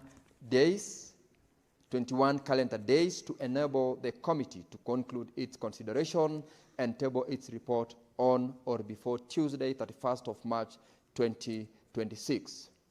Senator Cherargei, Senator Mulgor, you may take your seats. Minority Leader, please take your seat as well. Now, honorable members, having proposed the question, this motion is available for your comments. But it being a procedural motion, with your concurrence, I propose that I proceed to put the question.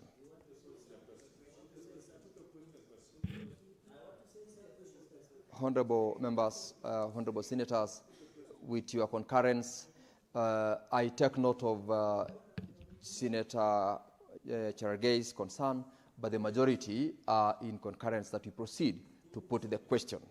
Therefore, I will proceed, and pursuant to Standing Order 84.1, I make a determination that the matter does not affect counties, and therefore proceed to put the question. Honorable senators, I put the question that, aware that the Sugar General Regulations 2025, Legal Notice number 167 of 2025, and the Sugar Imports and Exports Regulations 2025, Legal Notice number 168 of 2025, were tabled in the Senate on 6th of November 2025 and referred to the Select Committee on Delegated Legislation for consideration pursuant to Section 12, subsection 1 of the Statutory Instruments Act, cognizant that the committee is required to make a report within 28 sitting days after the date of referral of the instruments by the Senate pursuant to Section 15, subsection 2 of the Statutory Instruments Act, which will lapse on Tuesday, 17th of March 2026, being today, aware that Section 15, subsection 3 of the Statutory Instruments Act provides that by a resolution, Parliament may extend the time for consideration of statutory instruments by a period not exceeding 21 calendar days, and noting that the committee requires additional time to consider issues arising from stakeholder consultations and to allow for further engagement on the regulations. Now, therefore, the Senate, pursuant to Section 15, subsection 3 of the Statutory Instruments Act, resolves to extend the timeline for the consideration of the Sugar General Regulations 2025, Legal Notice number 167 of 2025, and the Sugar Imports and Exports Regulation 2025, Legal Notice number 168 of 2025, for a further 21 calendar days to enable the committee to conclude its consideration and table its report on or before Tuesday, 31st of March 2026. Honorable members, now will as many as are of that opinion say aye? Aye. Will as many as of a contrary opinion say nay? The ayes have it. Thank you, honorable members. We will now go back to the statements for purposes of continuation on the comments by members. And the next senator is Senator Olekina Ledama.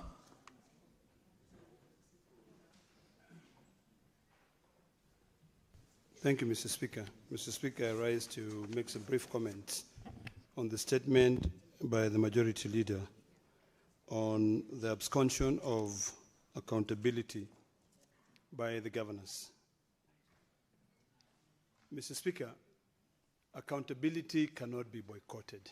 And tonight, or this afternoon, I want to speak directly to the senators in this House, particularly the senators both in the PIC and PAC committees. There's no need for us to throw jabs at each other. There's no need for us to insult the governors or to speak very harsh to them. The only thing we need to do, Mr. Speaker, is for us to use the legal mechanism which is there. Their accountability is entrenched in the Constitution. When it comes to the issue of oversight, Senator Mr. Speaker. Olekina, there is a point of order from Senator Cherargei. I will allow him to raise the order. Give him the microphone. Proceed. Mr. Speaker, accuracy of facts at Standing Order 105. Is it in order for the distinguished senator of Narok, which I have tremendous respect because his governors appeared before public accounts, to say senators are insulting governors? In fact, the governors are worse because they name and shame some of us without even going through a procedure. Is it in order to say we are insulting governors? Can you withdraw and apologize? Because Article 96, Mr. Speaker, is very clear. We do oversight. We don't insult anybody. Is it in order?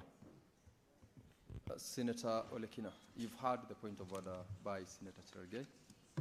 Mr. Speaker, there's a reason why people become number one in class and number last in class. If the distinguished senator would be patient to listen to my submissions, then he will understand that I merely made a statement that say there's no need for us to throw jabs at each other. I never at any point made a statement that senators are insulting governors.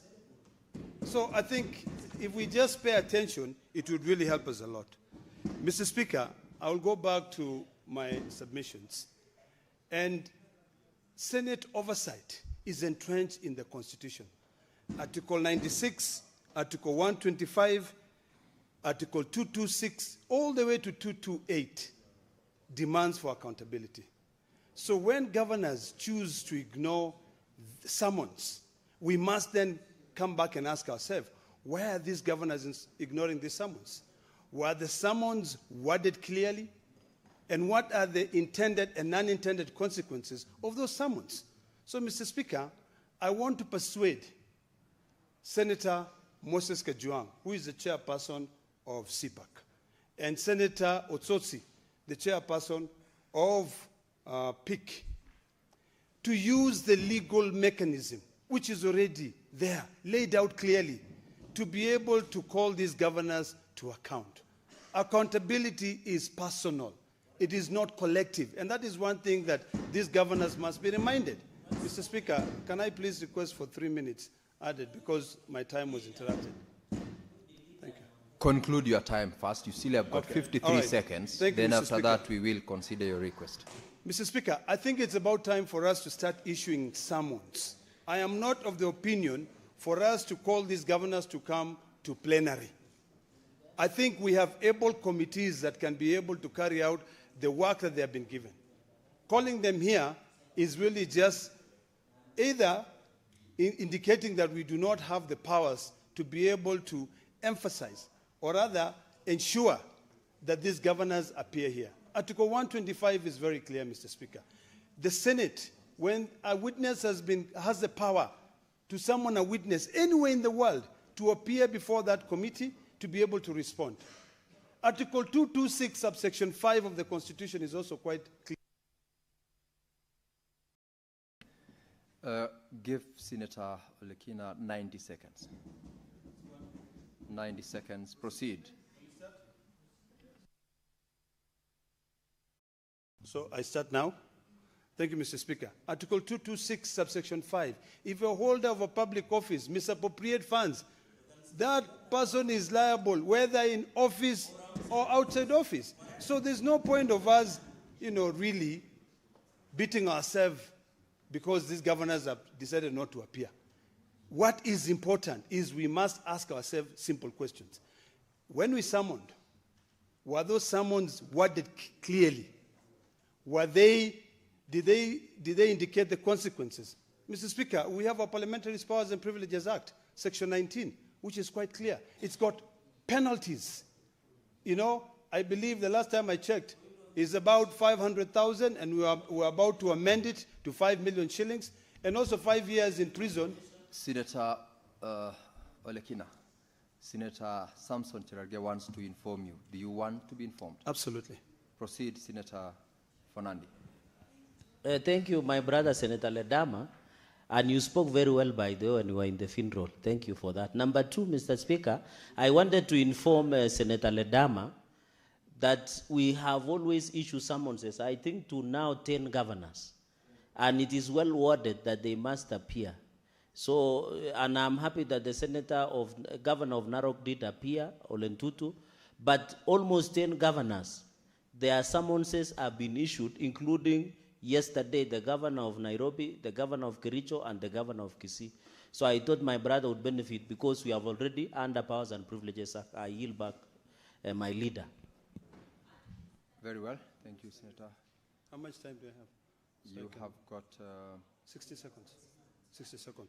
45 seconds. Thank you, Mr. Speaker. Mr. Speaker, for me to conclude my submissions, let me just reiterate that accountability cannot be boycotted. Yes. You may run away from it today, but tomorrow, when you are sitting down in your manicured mansion under a tree, a beautiful umbrella tree, you know, the law will catch up on you. Mr. Speaker, if you look at the PFM Act, and this is why I normally say, you know, governors, they don't sign any checks. The people who sign these checks are the CEOs and the CCs are the ones who, CC of Finance, in fact, Mr. Speaker, is the head of Treasury. So, Moses Kajuang, the chairperson of PAC, it is about time for you to now come up with a proper legal framework to be able to ensure that you call these people to account. Mr. Speaker, if I can... Your time is up, Senator Olekina. Minority Leader, Senator Mazayo. The chair has acceded to your request, and I want to give you the opportunity to proceed to comment.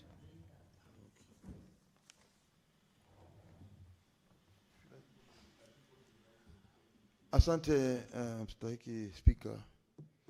Mstahiki Speaker, kwanza pia mimi nataka kuunga mkono ile taarifa ambayo ilikuja na kiongozi walio wengi ndani ya bunge letu la Senate, ndugu yangu Cheriot. Bwana Speaker, cha muhimu ni kwamba ni lazima kuwe na uhusiano bora baina ya maseneta, hususan wale maseneta ambao katika kamati yetu ya kuchunguza matumizi ya pesa katika na Speaker, Bwana Speaker, nitetee kidogo manake naona kuna Senator Cherargei, be a good student of discipline in class. Yeah. Kwa hiyo Bwana Speaker, jambo very well, gets assisted, then you resume your seat. Proceed, Senator. Asante, shukran Bwana Speaker. Bwana Speaker, vile vile nataka kusema ya kwamba katika bunge la Senate na uongozi katika serikali zetu za mashinani ukiongozwa na magavana, inatakana kuwa na majukumu na kila mtu anajukumika kisheria na kikatiba. Kwa hiyo Bwana Speaker, ni jambo la kusikitisha kwamba hivi sasa tuko katika eneo ambalo hatuelewani, na ndio sababu kumekuwa na hii mushkil. Lakini Bwana Speaker, tutafanya bidii sisi kama viongozi wa bunge la Senate. Nataka kuhakikishia kwamba tutafanya bidii kuona ya kwamba tumeweza kukaa chini, kuongea na kuona tofauti zetu tumeziweza kuziweka sawa sawa. Bwana Speaker, sioni kama kuna jambo lolote ambalo gavana akija katika bunge letu la Senate anaweza kuuliza swala ambalo hawezi kulijibu. Na pia vile vile tunasema kwamba kama ukipatiwa barua ya kwamba uje ndani ya bunge la Senate uweze kueleza mambo fulani ambayo yanatokea katika utendakazi wako wa matumizi ya pesa, sioni kama ni jambo baya. Ni mtu kufika, ni gavana kufika na kuweza kujieleza, na akishajieleza inakuwa ndio hivyo. Unawachia sasa bunge la Senate kuandika ripoti yake. Kwa hiyo tusichukulie kama ni jambo ambalo tunataka hatua kali chukuliwe ama namna gani. Ni utenda kazi, na kama utenda kazi wetu inaweza kwamba tunaweza kukaa na tukaweza kuongea. Ninayo imani na ninayo uhakika wa kwamba tunaweza kufaulu na hatimaye tukawa na mwelekeo mwema sote pamoja. Manake huyu akikunja ngumi, huyu akikunja ngumi, hasara inakuwa ni zile kaunti zetu za kule nyumbani. Mtaki Speaker, dakika 2 ama 1 kumalizia. I'll add you 1 minute, Senator Manzayo.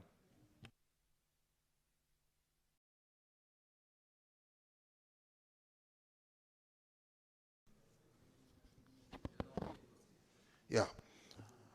Kwa hiyo Bwana Spika, nasema ya kwamba yote 9, la 10 ni kwamba ni sharti magavana waje mbele ya kamati ya Senate ili waweze kujibu maswali yale ambayo yanahusikana na utumizi wa pesa, na hawawezi kusema kwamba hawatakuja kwa sababu katiba sivyo inavyosema. Katiba inasema ni lazima wale magavana waje mbele ya kamati ya bunge na waweze kutoa taarifa zao zile ambazo watakuwa wanaulizwa maswali na kujibu, na hatimaye ripoti kuandikwa kuhusikana na yale maswala. Asante Bwana Speaker. Senator Mundige. Asante Bwana Spika kwa kunipa nafasi niweze kuchangia mjadala unaendelea kuhusu magavana kuitwa kwa kamati. Mimi naunga mkono magavana wote wamekataa kuja waandikiwe barua waweze kuja kujibu maswali Bwana Spika, kwa sababu wakati tunapitisha pesa kwa mwaka sisi wote kaunti 47 huwa wanatulilia tuweze kuongezea pesa ndio ile mahitaji ya kaunti iweze kuendelea njia ile mzuri. Aswa Bwana Spika, nashukuru sana pia kwa governor wa Embu County ambaye ni Sisiri, ambaye wakati hii mambo yote iliendelea amehudhuria mara 2 kukuja kujibu maswali, akujali ile mambo ilikuwa mbele, aliona ni vizuri akiwa mwenyekiti wa UNDA akuja ajibu maswali.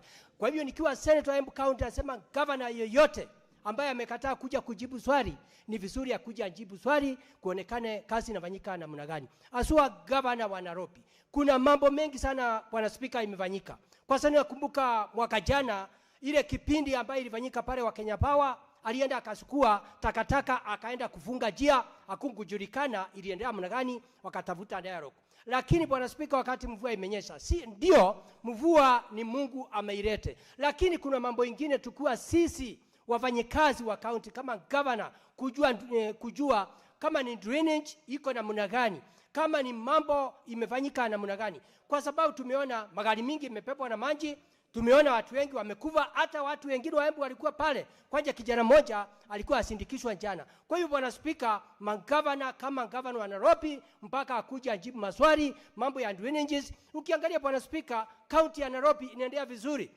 Mambo ya kuwa watu ni wengi, magari ni mingi, angevaa kuja njipu mambo ya parapara itatengenezwa namna gani, kama ni dual carriage, kama ni bypass itakuwa namna gani. Pia nikimalizia Bwana Spika, county ya Nairobi ndio sisi wote ni kama mama wetu au baba wetu, na tunajua county ya Nairobi ndio kubwa sana ambayo iko na deni ya bilioni 100,000 na watu wengi contractors wamekufa, wengine wameshotwa mali na wameteseka. Kwa hiyo Bwana Spika, naunga mkono magavana waitwe, na gavana wa kwanza kuja kujibu ni gavana wa Nairobi. Pia vice chairperson wa governors ambaye ni governor wa Tharaka Nithi ambaye alikuwa anjipiga kifua, ni njia mbaya sana katika Mount Kenya akiwa anjipiga kifua. Tunataka kuona hata kama ameitwa na kamati. Asante Bwana Spika, naunga mkono. Senator Manzo Daniel Kitonga. Thank you, Mr. Speaker. Mr. Speaker, I would like to comment on the killings by police, and as you have heard from the statement requested by Honorable Cherengai, the incident at the University of Nairobi, Kikuyu campus, the incident in what has happened recently in Edio Kechi's county, and many other incidents, Mr. Speaker, including attacks on politicians, and nothing happens at all. Mr. Speaker, there must be a way the Constitution is fulfilled in this. It is not just about compensation to young people who get killed by police, either intentionally or accidentally, Mr. Speaker, under the law, there can only be a misadventure or somebody with intention or carelessly or negligently kills another person. Therefore, in the current situation, there is no case of misadventure. Clearly, the police have been on errand, like the case in Nandi, where young people were beaten up, and up to today, no report has been filed or an update by the police department as to what has happened into all this, whether the police oversight authority has done anything. I'm aware there are quite a number of prosecution cases which they have done, like one happened in Makueni where a young child was killed in a place called Kambu. The police officer now has been arrested and in fact has been denied bail by the High Court in Makueni for having threatened witnesses just before he was arrested by IPOA. And I think that particular case is commendable. I personally pushed for it when this lady who had been arrested, her child was beaten up to death by a police officer in Kambo police post. And now I'm happy some justice is happening. But there are other more than 100 cases, Mr. Speaker, where we need to see action, and especially where Mandamano was involved. And whether Mandamano or no Mandamano, life is very important. It's very important for everybody to be alive and their life not to be taken away from them, illegally or without due cause or due process. And even in a case where somebody is sentenced to murder, Mr. Speaker, nowadays under the new constitution, it is commuted into a life sentence, showing how, important life is, and especially of young Kenyans, some who leave their homes without knowing they will accidentally die, like Rex Masai, who was on his way to work and finds there's a riot in town. Some who just out of excitement came to this house, Mr. Speaker, and lost their lives, through police. Mr. Speaker, the promise to compensate is not sufficient. You cannot. Senator Manso, thank you. Senator Mandago. Thank you very much, Honorable Speaker. Honorable Speaker, I rise to comment on the statement by the Majority Leader on appearance of governors in the two oversight committees of the Senate, Honorable Speaker. Honorable Speaker, I speak here as a two-term governor who faithfully and dutifully attended to all the summons in the Senate to account for the resources that was given to my responsibility as the governor of this county. I would want to urge the current governors that you cannot run away from accountability, whether now or in the future. In fact, my advice to the governors is that you are better off sorting your audit queries when you are still in office, because you still have access to documents and records for you to account for the activities or the services you've rendered the people in the money that we have appropriated to your counties. Honorable Speaker, it is quite unfortunate when you hear some governors saying they can't appear, it's not I don't know what. Yet every other financial year before revenue are shared between national and county governments, they are always at the doors of the chair of Finance Committee and the entire Senate, asking that we support them to get additional resources, Honorable Speaker.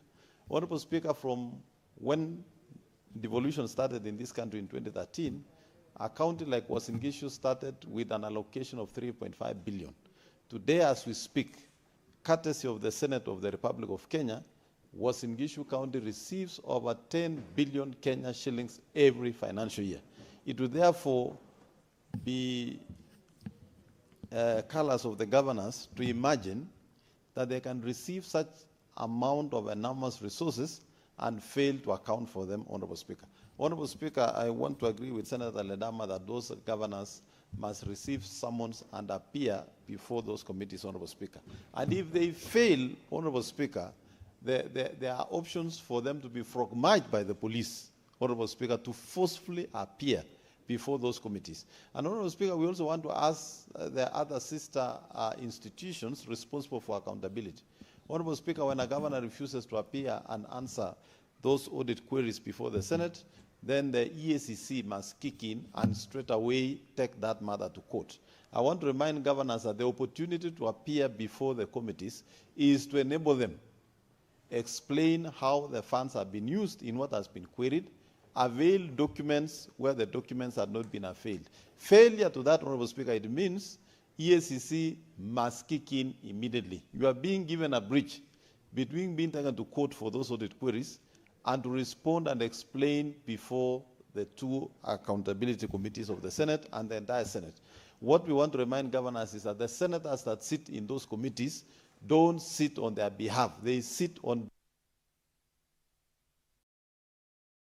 Senator Lemaletian, Hazana.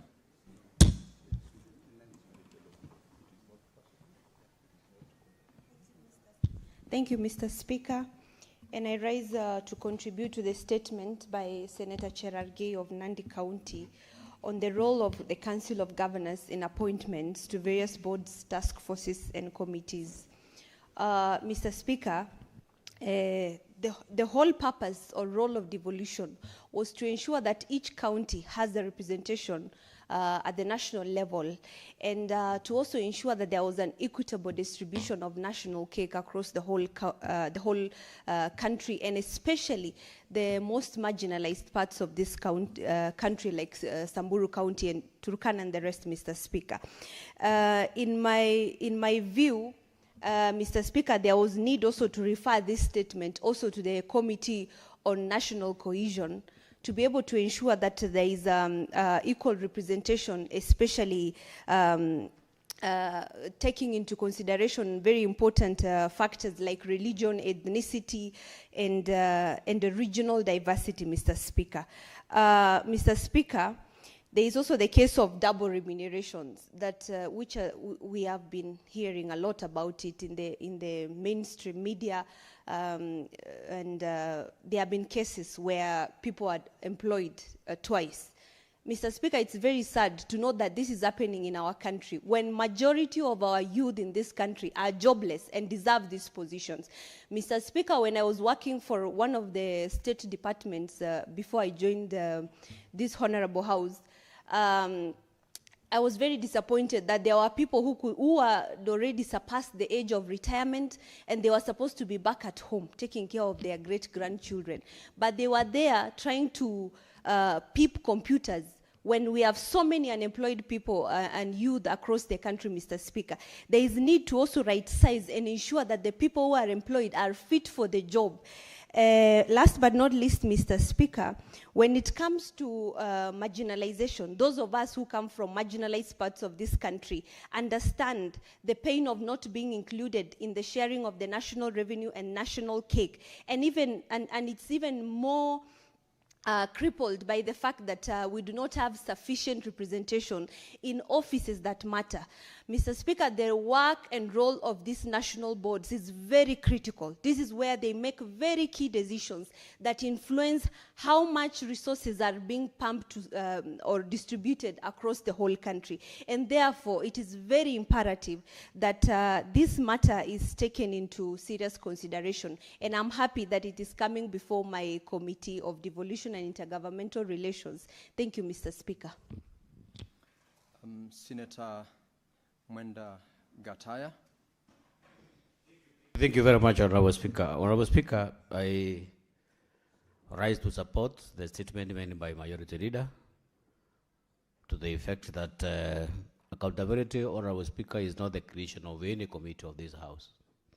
It's a constitutional obligation, and I don't want to mention names, but I don't know where those people have gotten those powers to avoid accounting for the resources that have been given by them by this House. I remember, Honorable Speaker, we have been very, very, very instrumental in making sure that we devolve resources to the counties. Actually, we work in unison across the board, all the senators, to make sure that all the counties have their money. I remember the last few weeks, Honorable Speaker, we ended with a share where some 11 counties benefited from some millions of money from those counties that are marginalized. Honorable Speaker, when a governor fails to appear before a committee to account for the resources, that act, Honorable Speaker, borders on criminality and abuse of law. And I want to agree with the sentiments of quite a number of senators who have expressed some dismay. It's important, Honorable Speaker, that we need to summon those governors before the committee of the whole House, so that those people, governors that have been wrong, they can come and explain to the House why they have not been able to appear before the committees that are supposed to oversight on them. I think it's important, Honorable Speaker. This is not something that we can negotiate. We are not the creators of the Constitution. The Constitution is the Kenyan document. It's not something, it's a creation of any committee of this House. So when a governor refused to appear before any committee to account for the results that have been given to them by the Constitution, by this committee, that one borders on criminality, it borders on abuse of law, and we must compel those governors to appear before those relevant committees to say what they have been able to do with those money on behalf of the people that represent their respective counties. I support Honorable Speaker. Senator John Muhia Methu. Thank you very much, Mr. Speaker. I want to comment on this statement that has been sought by the Leader of Majority. And thank you very much, Mr. Speaker, for indulging us to make comments on this. Mr. Speaker, sir, it has never and it shall never be a favor or a privilege to the Senate for a governor to appear to answer questions that have been raised by the Auditor General. And Mr. Speaker, sir, sometimes many people confuse many things. We are not the first and we are not the primary. We don't hold the primary responsibility on audit on counties, Mr. Speaker. This is audit that has already been carried out by the Office of the Auditor General. There are documents that have been asked by the Auditor General, and you are not able to provide them. That is where it is raised as an audit query. So if governors are really as clean as they purport to be, they would have provided the documents at the first point of audit, because once you provide those the documents at the point of audit, you get unqualified audit opinions, Mr. Speaker. And it is not a feat that has not been achieved. I think the governor from Makueni has already achieved this particular feat. So therefore, you should not even be disturbing the Senate that you are appearing or not. Why don't you first provide these documents because they have been sought for? And Mr. Speaker, sir, it cannot be, and we must compel governors to appear before the Senate. We have to use every available tool to ensure that we have governors appear before the Senate. And as it has been aptly put by some of my colleagues, Mr. Speaker, in fact, where I find this statement a bit defective is we are speaking of them appearing before CPAC, Mr. Speaker. This is a chronic disease across all committees, both the CPIC, in the other committee that you people drew me to, the Committee on Education. We were expecting to have the governor. I think the governor for Isiolo yesterday, he didn't appear. And Mr. Speaker, sir, it is the governors are refusing to appear before the Senate through its committees, Mr. Speaker. And I've been able to just scan through the Constitution. And Mr. Speaker, if there's one word that has been repeated consistently, Mr. Speaker, including Chapter 13 of public service, in terms of values and principles of public service, one of them, Mr. Speaker, is efficient, effective, and economic use of resources. Another is accountability for administrative acts. Another one is transparency and provision to the public of timely and accurate information. Mr. Speaker, sir, what the Senate is asking for is the documents of expenditure that has happened in all our county governments, Mr. Speaker. And Mr. Speaker, as I wind up my thoughts on this particular matter, Mr. Speaker, it cannot be that the governors are our friends. They give Senator Methu 30 seconds to conclude. Thank you very much, Mr. Speaker. It cannot be, Mr. Speaker, that governors are foaming in the mouth when they are telling us to push the allocation, the equitable allocation from the national government, Mr. Speaker, to 450 billion, 500 billion, and when they get the money, they don't want to account for that money, Mr. Speaker. We must ensure that we force them, and the word is force, we must force them to appear before the Senate so that they can come and say, what have you been doing with all this money that you are sending to your counties? I thank you, Mr. Speaker. Lastly, I'll allow the chairperson of CPAC committee, Senator Kajwang, to comment on this statement or any other statement for that matter that was earlier on raised. Senator Kajwang. Thank you, Mr. Speaker. Mr. Speaker, I deliberately chose to speak last because I wanted to get the advice and counsel of my colleagues. And I've taken a lot of points from members of this Senate on how we should proceed with this matter. I'd like to thank the Majority Leader for seeing it fit to issue that statement. When this matter first came up, I made it very clear that it is not a personal matter. It is not about certain individuals that sit in certain committees. It is an institutional matter where another institution sits down and looks for loopholes and backdoors that they can use to avoid being held accountable. Mr. Speaker, I want to thank your office and the leadership of this House for never at any point making this an issue about the personalities in various committees, but an issue about the institution of the Senate. As a chair of the Public Accounts Committee, I am aware that I hold that position in trust. It is this House that has mandated me to be the chair of that committee. I will take the advice, I will take the proposal made by the Majority Leader that if a governor refuses to come and you send the police to arrest them and bring them, and the police decide not to do so, we are not powerless. We have power as a House that writes laws, a House that divides revenue, a House that allocates revenue, a House that determines the formula, a House that writes laws cannot be powerless in the face of a small group of governors who have decided to exercise impunity. And so I want to assure the House that we shall take proper legal advice. The Minority Whip has asked us to ensure that everything we do is lawful, and we shall ensure that everything we do is within the confines of the law. We shall look at jurisprudence, if there have been any court decisions in the past that can guide our actions and subsequent recommendations to the House. Mr. Speaker, on behalf of the committee I lead, and I see some of the members are here, Senior Counsel, Senator Wambua, and several others, and many other members. Senator Methu has been a member of that committee, including Senator Ledama Olekina, the author of the first fiduciary risk report, that we shall remain firm, we shall be steadfast, we shall stand with this House, we shall stand with the people. Ultimately, the money that goes to counties does not go to the pockets of governors, it goes to provide medication, seed, fertilizer, and all those other public goods that our people deserve. We shall never at any point encourage this House to reduce allocations to county governments, Mr. Speaker. That must be made clear. County governments should continue to get more and more because governors come, governors go, but counties will always remain and the Senate will always remain. Thank you, Mr. Speaker, and again, I want to thank the Majority Leader for bringing that statement. Now, Honorable Senators, that brings us to the end of comments to the statements.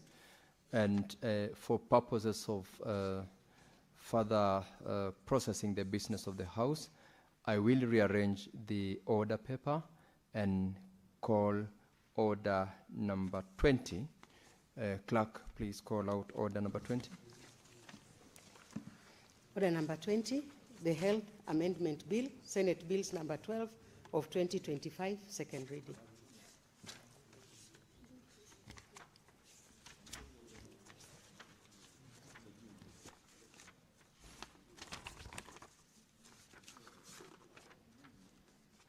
Senator Okongo Omogeni. Yes, thank you, Mr. Speaker. Mr. Speaker, I'm moving the Health Amendment Bill 2025. Mr. Speaker, the gist of the amendment is that I propose to amend the Health Act by inserting a new Section 7. Senator Okongo Omogeni, you know you are senior to quite a number of us in the House.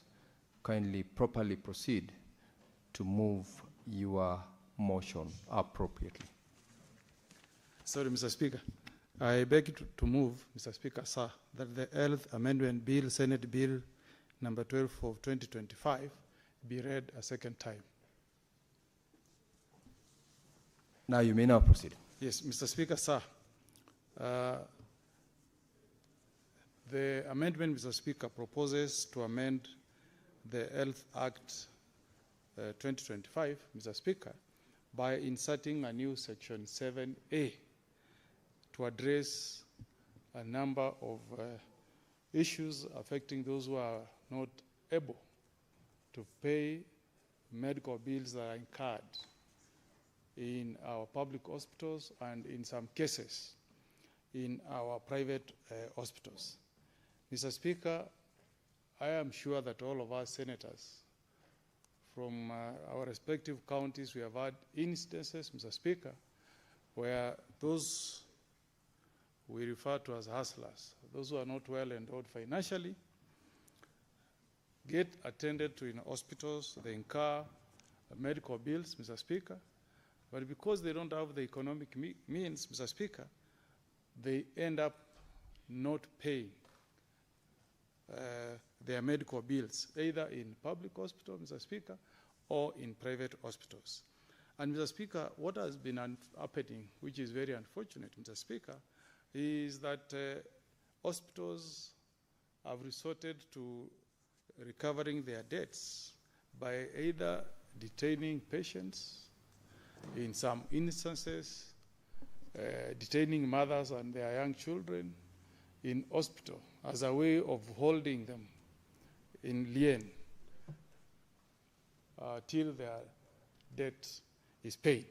So, Mr. Speaker, the proposal on the table through this amendment is to outlaw any detention of a patient or a corpse due to an outstanding fee incurred in relation to any treatment offered in a health facility.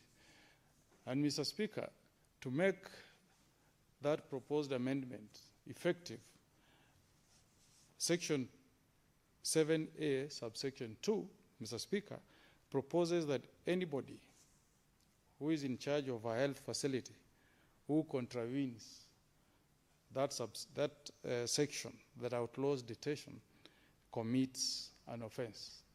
And thirdly, Mr. Speaker, so that we have a buy-in from the government, Mr. Speaker, I've proposed in clause 3 that the cabinet secretary responsible for health issues will make regulations on the enforcement of this proposed amendment. Mr. Speaker, I want to emphasize before the honorable senators here that this amendment is anchored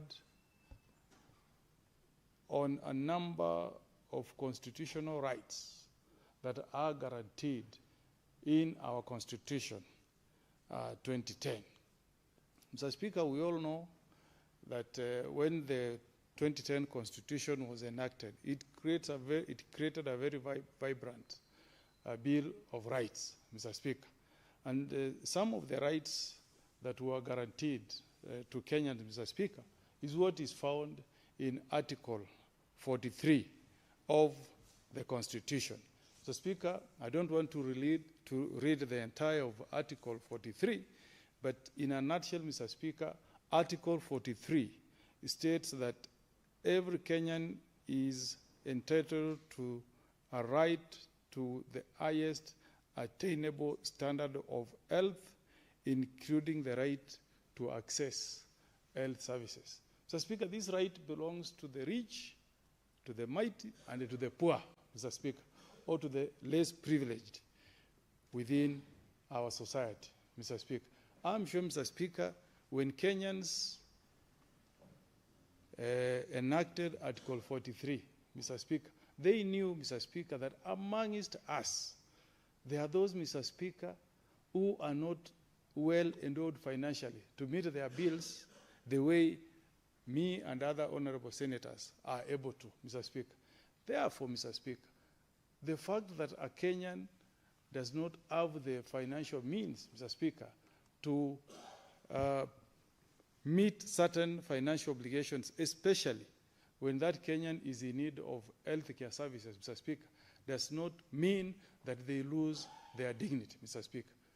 Worse still, Mr. Speaker, is the fact that there are some fundamental articles in our Constitution that are breached any time you detain a patient because of inability to pay for their medical bills. Mr. Speaker, being a lawyer, you know what is provided for in Article 29 of our Constitution. which states that nobody should be deprived of their liberty arbitrarily, Mr. Speaker, by detaining a patient who has walked into a health facility, received medical attention, and then instead of releasing that patient, you detain them till they settle their bills, Mr. Speaker. That is tantamount to depriving that citizen of their liberty arbitrarily, Mr. Speaker. Second, Mr. Speaker, Article 28 of our Constitution, Mr. Speaker, obligates all of us Kenyans to ensure that any treatment that we vest on any Kenyan incorporates human dignity, Mr. Speaker, so that anything that is inherently degrading to any Kenyan is a clear violation, Mr. Speaker, of Article 28 of our Constitution, Mr. Speaker. And I want to state here, Mr. Speaker, as a person from the great county of Nyamira who has had personal experiences, Mr. Speaker, where mothers have given birth in hospitals and been detained for more than a month with their young children, Mr. Speaker, because of inability to pay for their medical bills, Mr. Speaker. In one instance, Mr. Speaker, and that's what has moved me to come with this amendment. A poor mother, Mr. Speaker, was detained, and I don't want to give her names because I want to respect the dignity of that Kenyan, Mr. Speaker, was detained in an hospital, but because she was not able to pay for her bills, Mr. Speaker, she was forced to sleep on the floor with a child, Mr. Speaker, because the hospital was saying only those patients that are able to pay their bills will be allowed to enjoy the facilities of a bed and a mattress, Mr. Speaker. Just imagine that kind of degrading treatment. In another instance, Mr. Speaker, I had to intervene, Mr. Speaker, when our National Referral Hospital detained a patient, Mr. Speaker, who was knocked down by a vehicle, rushed by the police to Kenyatta National Hospital for emergency treatment, Mr. Speaker, after staying in that hospital for a record 58 days, Mr. Speaker. That poor Kenyan incurred a bill of 1.7 million shillings. And when he passed on, Mr. Speaker, the hospital refused to release that body, insisting that they were detaining that body as lien for the recovery of that debt. You are a lawyer, Mr. Speaker, and you know, Mr. Speaker, that in law, Mr. Speaker, you cannot claim property in a dead body. There is no property in a dead body, Mr. Speaker. We all know, Mr. Speaker. Therefore, Mr. Speaker, to bring to an end this kind of degrading treatment, Mr. Speaker, we are proposing that we legislate, Mr. Speaker, to make it criminal for any health facility, Mr. Speaker, to detain a person solely on inability to pay for any medical expenses incurred in a hospital. Mr. Speaker, I know that as a country, we are moving towards universal health coverage, Mr. Speaker. You and I, Mr. Speaker, pay a lot of money towards SHA because we want to contribute for those who are not able to pay for their either insurance or for getting that SHA card, Mr. Speaker. Mr. Speaker, you know that you, I, and every other senator, every month, we contribute a whooping 43,000 shillings, Mr. Speaker.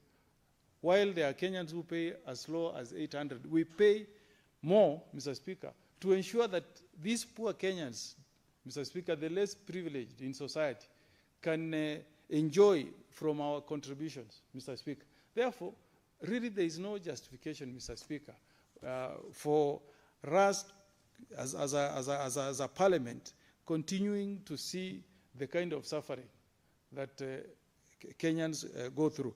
Mr. Speaker, what I've stated this afternoon that is incorporated in our constitution is also backed by best international standards and many other international conventions. Mr. Speaker, we all know that under Article 2, Sub-Article 6 of our Constitution, any treaty or any convention that has been ratified by Kenya shall form part of our laws, Mr. Speaker. That's in the Constitution. Mr. Speaker, the International Convention on Civil and Political Rights that has been ratified by Kenya, our country, in Article 11, states very clearly that no one shall be imprisoned merely for inability to pay a debt or discharge a contractual obligation, Mr. Speaker. So, Mr. Speaker, if international conventions have acknowledged, Mr. Speaker, that it is unlawful, illegal to detain or imprison somebody for inability to pay a debt, Mr. Speaker, on what basis can a hospital, Mr. Speaker, purport to detain a patient or a corpse, Mr. Speaker?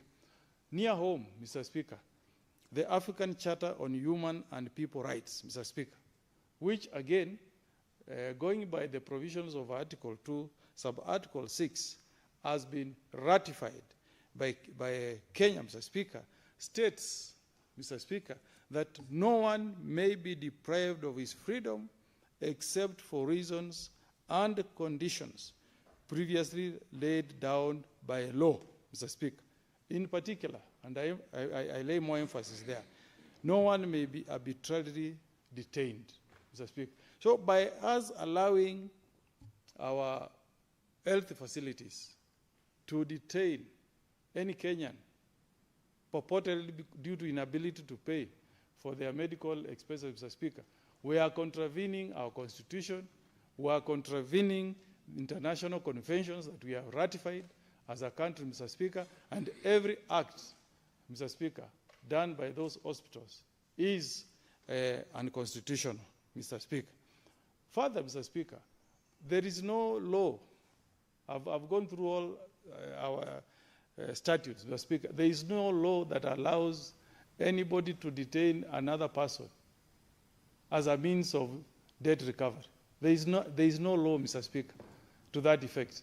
There is an option, Mr. Speaker, for hospitals to recover those debts.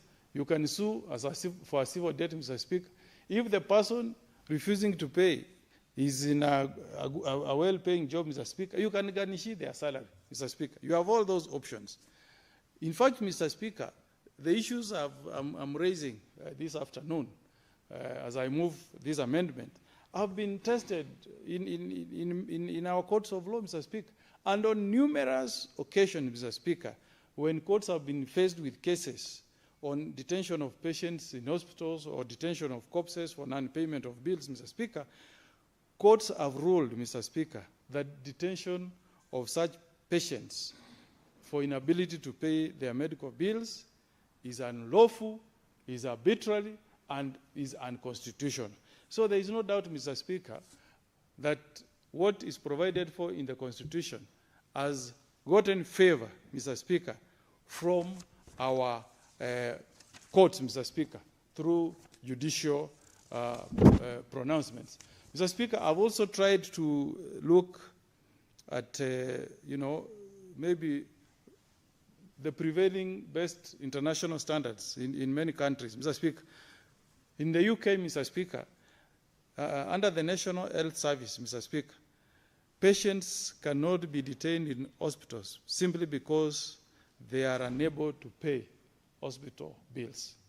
That is from our former colonial master in the UK, Mr. Speaker.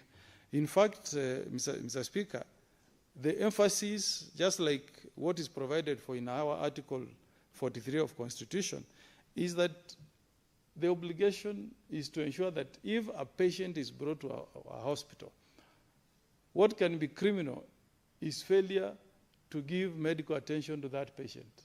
That's what can be criminalized, but not the idea of saying somebody came, got treatment, and is not able to pay their medical bills. Mr. Speaker, in the UK, hospitals do not have the legal power to detain a patient for unpaid medical bills. None at all, Mr. Speaker.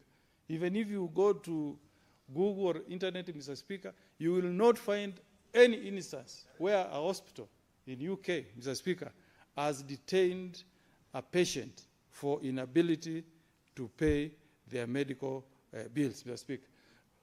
Mr. Speaker, if you go to the US, Mr. Speaker, the Emergency Medical Treatment and Labor Act, Mr. Speaker, again places emphasis on an obligation to attend to an emergency, Mr. Speaker, to treat a patient first before you deal with issues of recovery of a debt, Mr. Speaker.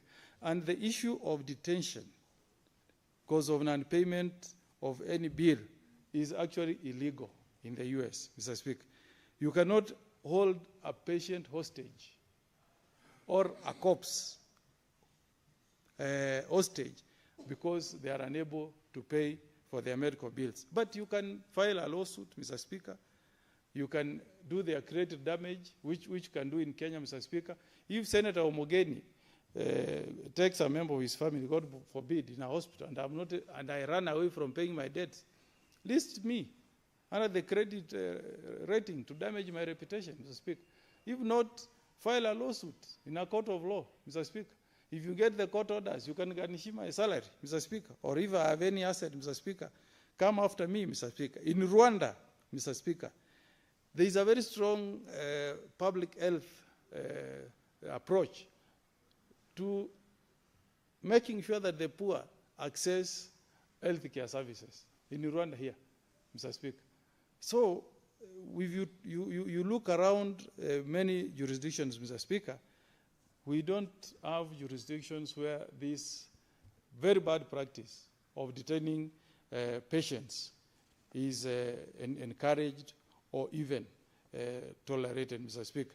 Therefore, in moving this bill, Mr. Speaker, we want to send a message, Mr. Speaker, that we value those who are not well privileged in our societies, but also acknowledge the fact that, Mr. Speaker, they have a right to access medical services, just like any Kenyan, Mr. Speaker, and to re-emphasize, Mr. Speaker, that they have a right to be treated in a very dignified manner and not in a very indignified manner, Mr. Speaker.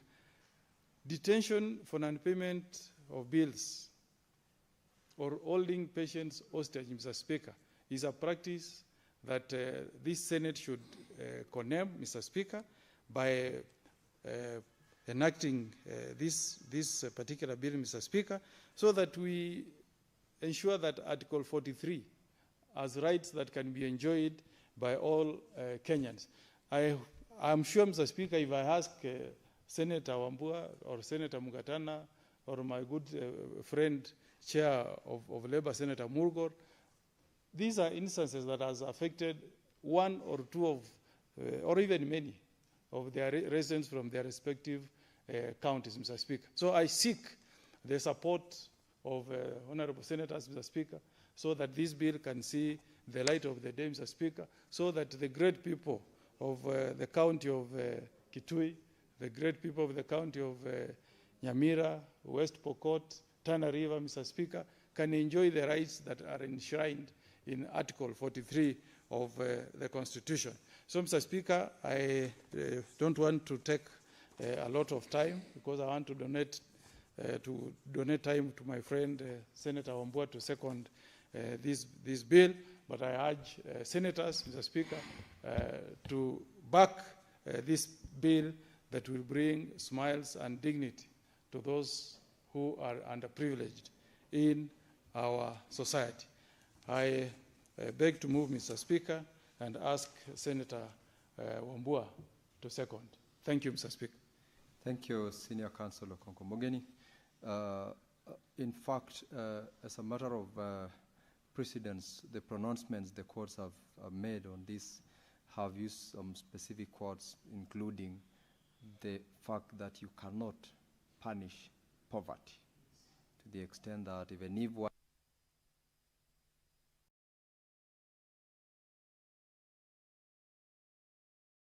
Senator Wambua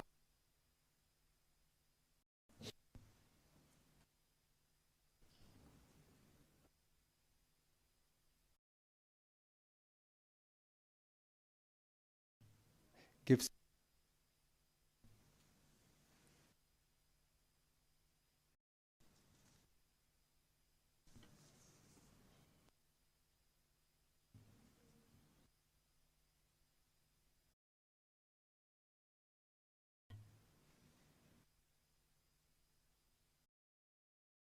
Sorry, there's a problem with the mic.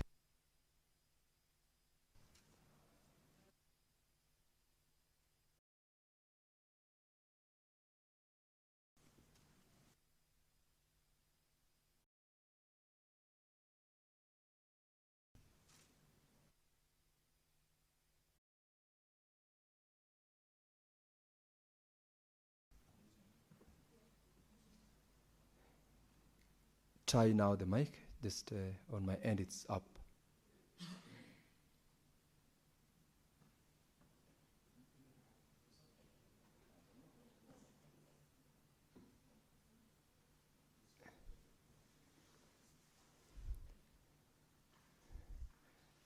Now you are on, Senator Wambua. The system has now picked up. You just may need to try and use the dispatch.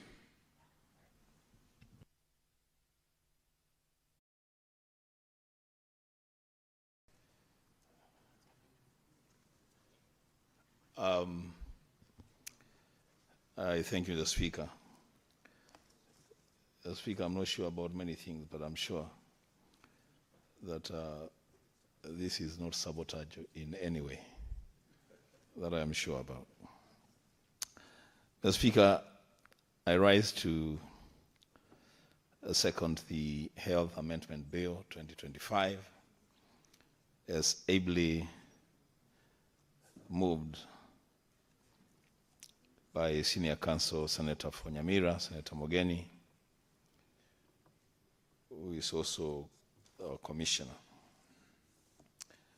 Mr. Speaker, in seconding this bill, I want to begin by thanking the Senator of Nyamira for taking time to think through the issue of detention or confinement of patients,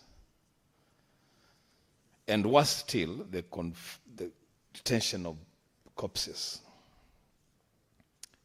in hospitals and hospital morgues. Mr. Speaker, I fully support the proposed new section 7A1, which seeks to outlaw the detention of patients or corpses on account of non-payment of fees, but further moves to the next step to propose a penalty for breach, but does not stop there. It also provides solutions for hospitals to recover their monies where patients are unable to promptly pay up. Mr. Speaker, because you have made reference to the courts, I want to draw the attention of this House to what I would personally, as a layman, consider a landmark ruling in this respect of the case between Emma Muthoni and the Nairobi Women's Hospital, where Emma was admitted to the facility on the 23rd of March 2018, discharged on May 14th of the same year, but detained at the facility for 5 months until October 19th on account of payment of the hospital bill. And the court, Mr. Speaker, pronounced itself in a manner that I thought perhaps then it would set the stage for other hospitals, other health facilities in determining how to deal with patients under their care. And the court found that detention of Emma, and by extension, the detention of any patient in any hospital, infringes on constitutional rights and fundamental freedoms of a person under Article 28 on human dignity, Article 29, the freedom and security of the person, Article 39 on the freedom of movement, and of course specifically on Article 43 on the right to access the highest attainable standards of health. Mr. Speaker, most of the facilities that detain patients or corpses argue that they have no mechanism of, at a later date, getting their bills paid, and so they opt to detain the patient. Mr. Speaker, one of the things that we must do, and this law helps us to do, is to strike a healthy balance between the right to attain or to access the highest attainable standards of health for the patient, and also the right for hospitals and health facilities to do clean, profitable business. As Speaker, I must appreciate that the rise of legitimate private facilities in itself is a statement on the inability of public health institutions to adequately take care of the health needs of our citizenry. Going further down, Mr. Speaker, the mushrooming of fake health facilities is also a statement on the ability or the inability of both private institutions and public health institutions to sufficiently address the health needs of our citizens. And so, Mr. Speaker, that is the reason that the Speaker of the Senate led all of us, Mr. Speaker, while sitting in Lodwar in Turkana County between September 25th to September 29th of 2023 during the Senate Mashinani. And Mr. Speaker, it shall be remembered that it was during that sitting in Turkana County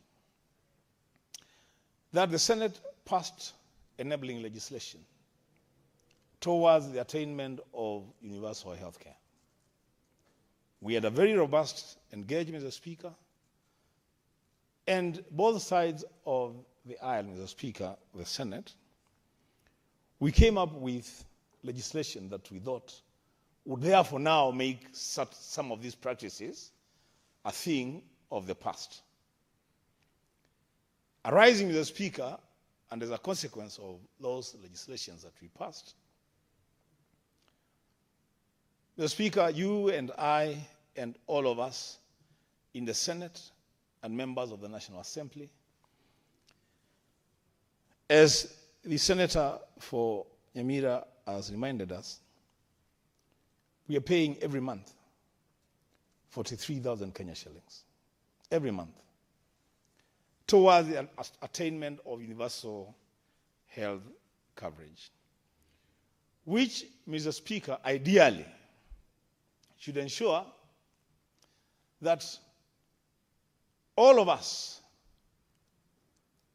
those who are privileged to be in formal employment or in big businesses, and those of us, Mr. Speaker, Kenyans, who are at the bottom of the economic pyramid are able to access the same health care both in private and in public institutions.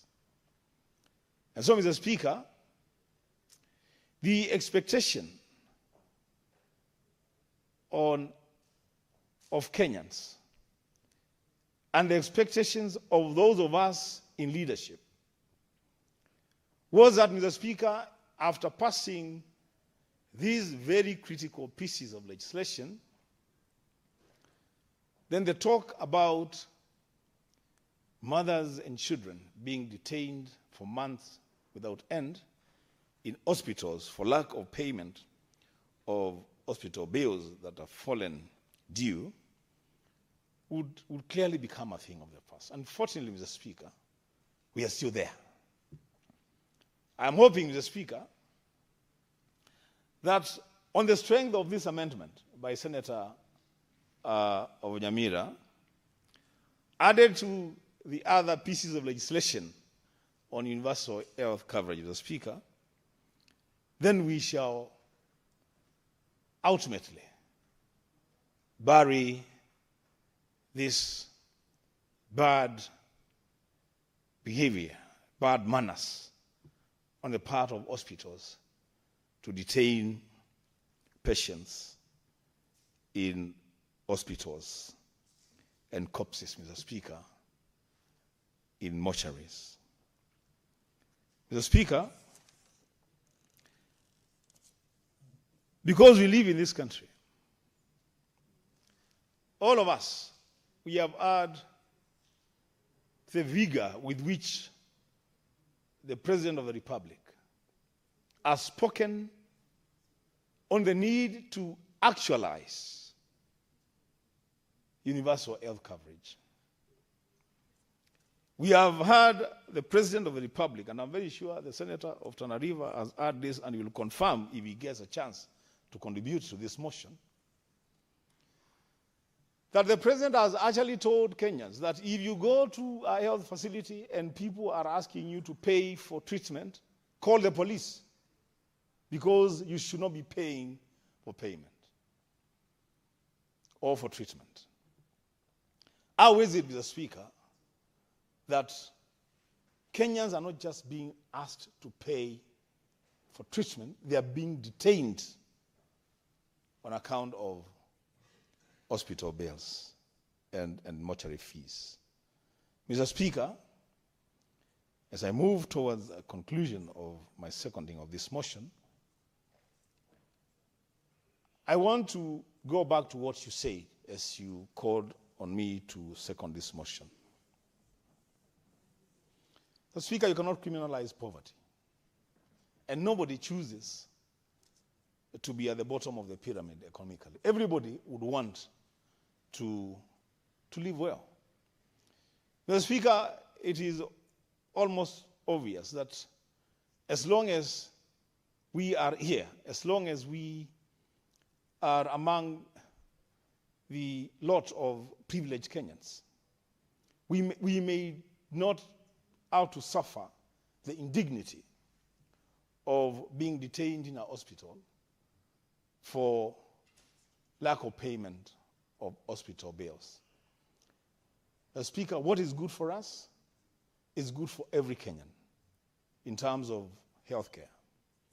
And I do hope, Mr. Speaker, and pray that even as we debate this proposed amendment, we remember that this is a matter of great national interest across the country. For Kenyans living in areas that consider themselves being on the government side, and those who live in areas that are on the opposition side, health, Mr. Speaker, does not discriminate against economic status. And so, Mr. Speaker, It should be incumbent on us, all of us in the Senate, to pass this proposed amendment and make sure, Mr. Speaker, that upon the passing of this amendment, then it should be the last piece of legislation, Mr. Speaker, that we will pass before Kenyans begin to enjoy the real fruits of universal health coverage. Mr. Speaker, those of us who subscribe to the Christian faith, and I know the Senator for Nyamira is a very strong SDA. He subscribes to the Christian faith, he reads the Bible. He told me that at some point he was a member of the Pathfinders. I don't know whether he's still there or he has outgrown it. Now he says he's old, he's past that. But as a speaker, those of us who read the Bible, and a lot of us in this house do, including the Secretariat, I'm very sure they also read the Bible. Mr. Speaker, at some point, a woman in the Bible anointed the feet of Jesus with very expensive oil. And some people complained, some of the disciples complained, including Judas, who later betrayed Jesus and who was the carrier of the bag, the purse. They said that oil could have been sold and the proceeds distributed among the poor. And Jesus said that the less privileged will be with you all the time. But I am with you for a while. So, Speaker, that testimony by the Son of God, captured in the Synoptic Gospels of Matthew 26, Mark 14, and John 12, is a reminder to all of us that we must be prepared to take care of the less privileged members of our society all the time. Because you're going to have them, Mr. Speaker. It's not an emergency. Having people who are less privileged in our society is not an emergency. It's a constant. It is something that we must prepare for and afford them, Mr. Speaker, and accord them the dignity that is due to humanity. Mr. Speaker, with those remarks, I second.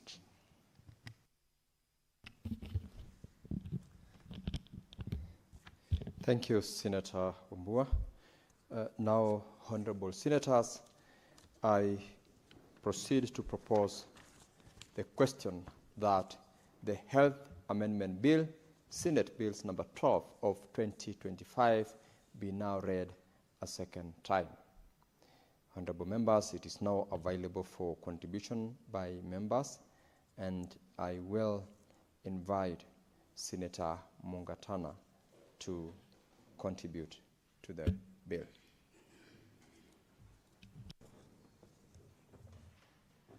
Thank you, Mr. Speaker, for giving me the opportunity to make my contribution in support of this amendment.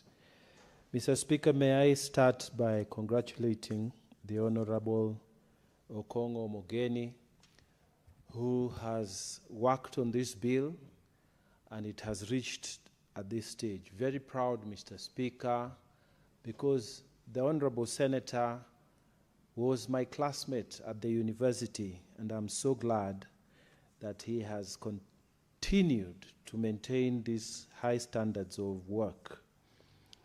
Mr. Speaker, I fully agree with the statements in seconding this bill by the Honorable, my neighbor, Mheshimiwa, for saying what really has been happening. Mheshimiwa Wambua has said that Kenyans are suffering, and Mr. Speaker, we have the responsibility to make sure that the lives of people who brought us here are living now will be better by the time we leave this place. Mr. Speaker, the courts in Kenya have been very consistent on this matter.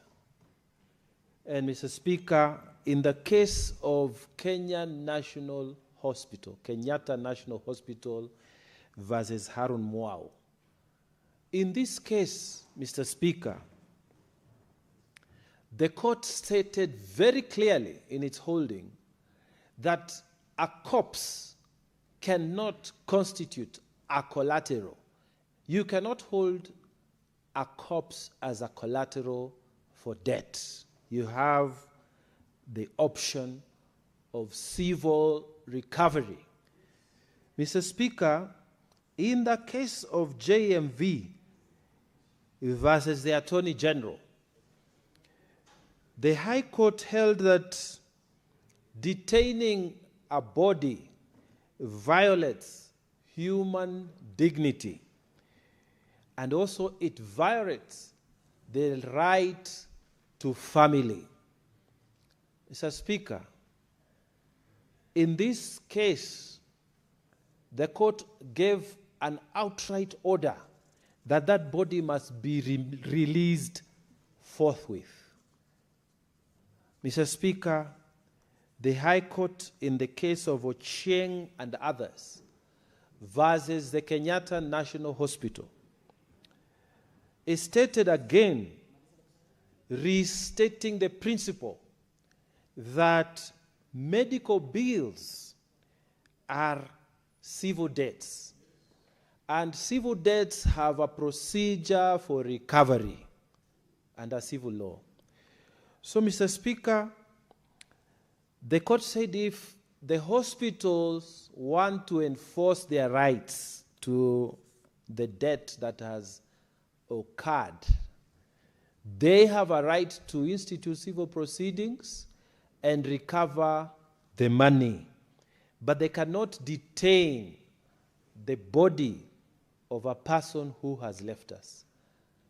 Mr. Speaker, in Tana River County, we hold people who have passed away in very high regard. And Mr. Speaker, I have no known case in Tana River where the public hospitals or even private hospitals have been able to detain a body, because our customs on all the tribes, be it the Pokomo, the Orma, the Wardei, the Munyoyaya, the Wailuana, and all the other tribes, the Wata, and all the tribes that are in our county, we hold the deceased person in very high regard. And we cannot, under any circumstance, Mr. Speaker, allow a hospital to hold a body because they want to enforce a debt. This has never happened in our county, Mr. Speaker. At least I can report something good, because it's against the customs of Africa. And it goes everywhere, Mr. Speaker. In South Africa, Mr. Speaker, the courts there have said holding a body so that you can enforce payment by a hospital, it is not only against human dignity and illegal, but it's against cultural rights, which rhymes with what we do in Tana River County. Mr. Speaker, we need to codify this law. The courts have said it many times, but we need to codify it. And that's why I congratulate the Honorable Senator, because amending the law to bring in Section 7A now makes it a criminal offense for any hospital, for any official to withhold that dead body. So as we pass this law today, I want to announce to all Kenyans, to the private hospitals, because you are the biggest crooks in this area, you are the biggest offenders. You think that you can hold a body of a person while people are grieving. You are looking for money even in a dead body, we are saying now, we will not wait for the court to make a ruling. We will not wait for an order of the court. We will arrest you. We will file a formal complaint in a police station. Your case is a criminal case. You will be taken to court, and from your nice hospital gown, we shall change that into a nice prison gown. We want this to go to everyone. Even as we process this law today, you must stop this evil habit that is coming from the bottom of hell. This country, Mr. Speaker, needs to treat every citizen equally, whether you are broke, whether you have money, whether you are in the middle. You must be treated fairly, especially, Mr. Speaker, where you're dealing with very strong emotions when your beloved person leaves the world. So, Speaker, and I can be personal here. I remember when I lost my first wife, Mr. Speaker. You were in that hospital. And you are inside there watching a person that you have spent a number of years together, got children together, beautiful children together, and you are watching your partner losing life as the organs failed one by another. And there is nothing you can do, even in a privileged position where you can call the brain surgeon, the heart surgeon, the kidney specialist, every specialist, and you can see this medicine, when you put it too much, it will interfere with the blood. So this specialist is arguing with the other specialist. Don't put in too much, this one, and finally, you can see it's a multiple organ failure.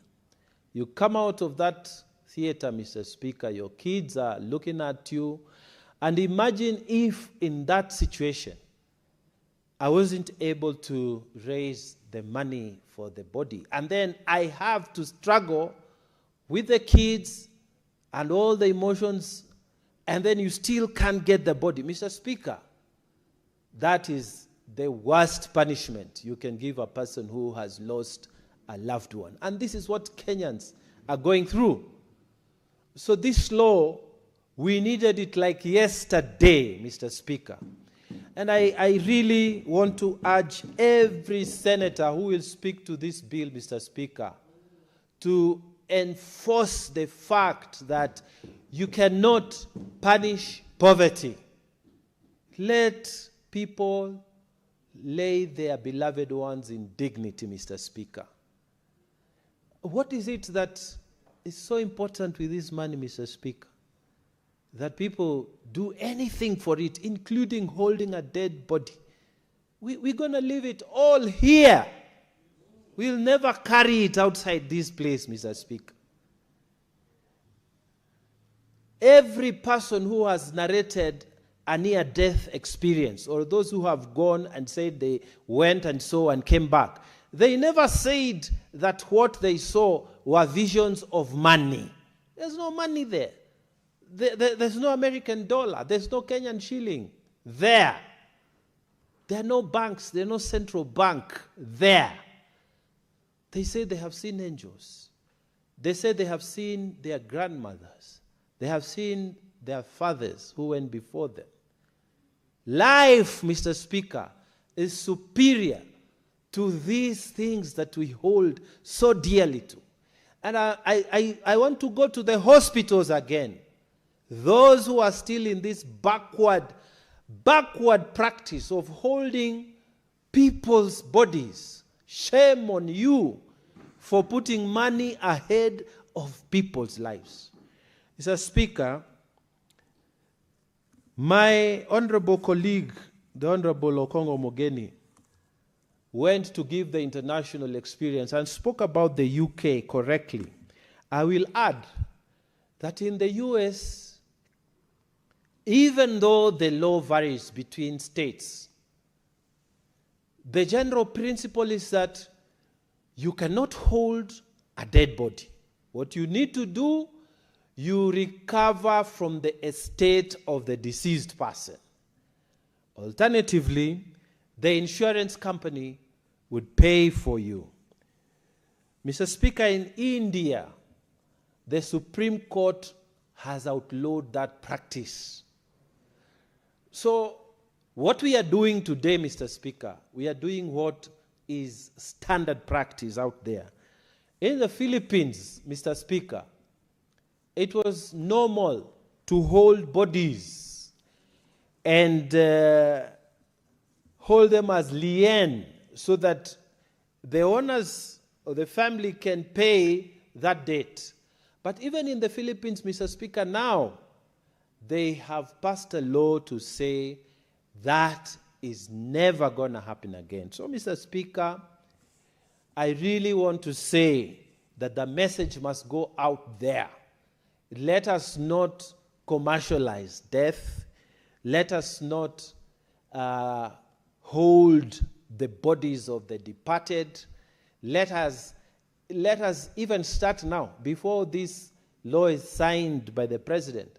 Let us practice, and those who are not doing it, you must know that the courts are ahead in this one, and it is wrong for you to do that. But if you insist, once this law becomes, it is codified and it is signed by the president, then all we will do is to arrest you people and put you with the worst criminals. And I will urge the officers in charge of prisons, when you see a doctor or an owner of a hospital or an official who has been brought because he was detaining a body from a departed one, that one should be put in the worst cells. He should be put with the worst gangsters, the ones who can just squeeze your head so that he's squeezed it at night and goes to court in the morning, denied bail, returned back and squeezed again, because you are a worse criminal than any other type of criminal we know. Mr. Speaker, with those many remarks, I beg to support. I thank you. Senator Samson Cherargei.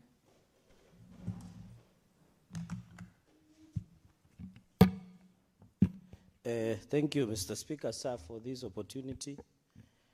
From the onset, I want to support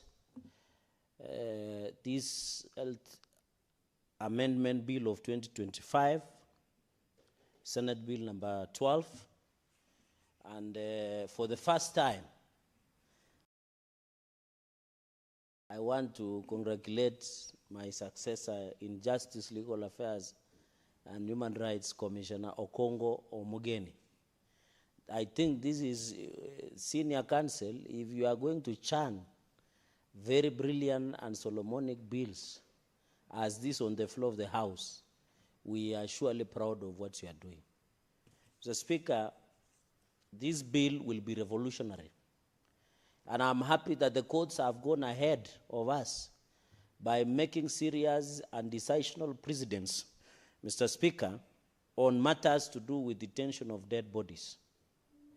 I want to appeal most Kenyans, and Senator Okongo Mugeni will agree, whenever we are on, especially whenever we are on recess or when we are weekend, Mr. Speaker, sir, even in Bomet or Nyamira or Nandi or Tana River, Mr. Speaker, most of the Arambes we do in weekends are over dead bodies, detention of dead bodies, issue of medical bills which are unpaid, and the people have justified. Mr. Speaker, this is very unfortunate. And you know this very well, because you have been in this game of politics and leadership for some time, that it is very costly. Most families have lost their property, Mr. Speaker. They have lost their lives. Some families, and I want to empathize and sympathize with my brother, Senator Danson Mungatana. because I can imagine the shock, the depression, the horrendous. Mr. Speaker, many people are treating depression, sugar and pressure because either the sick are detained over unpaid bills or the dead bodies. And I wish Senator Okongo Mugeni would have also included the detention of people who have recovered and yet they have detained. Because as Senator Mungatana has said, the courts have decided also detaining people who have fully recovered in wards without releasing them, Mr. Speaker, is also unconstitutional, abuse to human rights and violation. And I hope at the third reading we should be able to add that in terms of introduction of Section 7A to the Health Act, Mr. Speaker, of 2017, which our brother has aptly put it, because these matters need to be raised, Mr. Speaker. Mr. Speaker, as I make my opening remarks before going to the substratum, there is a small matter of Kenya and Nairobi Hospital. Because there are many hospitals which are done privately. They are either run by religious organizations. They are run by Kenya Association of Medical Doctors in the country, Mr. Speaker. And what is happening in Nairobi Hospital is very unfortunate, Mr. Speaker. And I wanted to thank the President for trying to intervene on this matter.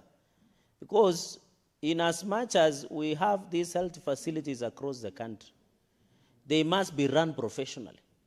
The reason they detain bodies, even what is happening in Moi Teaching and Referral Hospital, Eldoret, is so arrested, Mr. Speaker.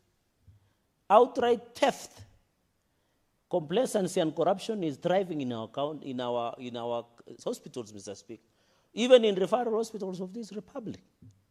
And that is why when the President tried to intervene, because, Mr. Speaker, you have to aware, and the goodness is that the commissioner, who is our employer, is the mover of this patient.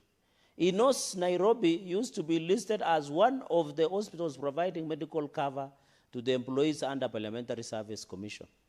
Until the other day when it went down, and out of the wisdom of the PSC, they decided to remove Nairobi Hospital because they were no longer providing services that members needed. And Mr. Speaker, since these are health matters, we must be fair to this country. And you know, when I see people saying in media that why was the President involved, they are not telling the nation that all the presidents of the Republic have been the patrons of Nairobi Hospital, starting from the Jomo Kenyatta, Daniel Toroitich arap Moi, Mzee Mwai Kibaki, Uhuru Kenyatta, and now William Ruto. It is provided as the custodian of the hospital. And I think the colleagues who are doing politics want to score political bonga points, Mr. Speaker, which is very unfortunate, Mr. Speaker. We want our hospitals to function.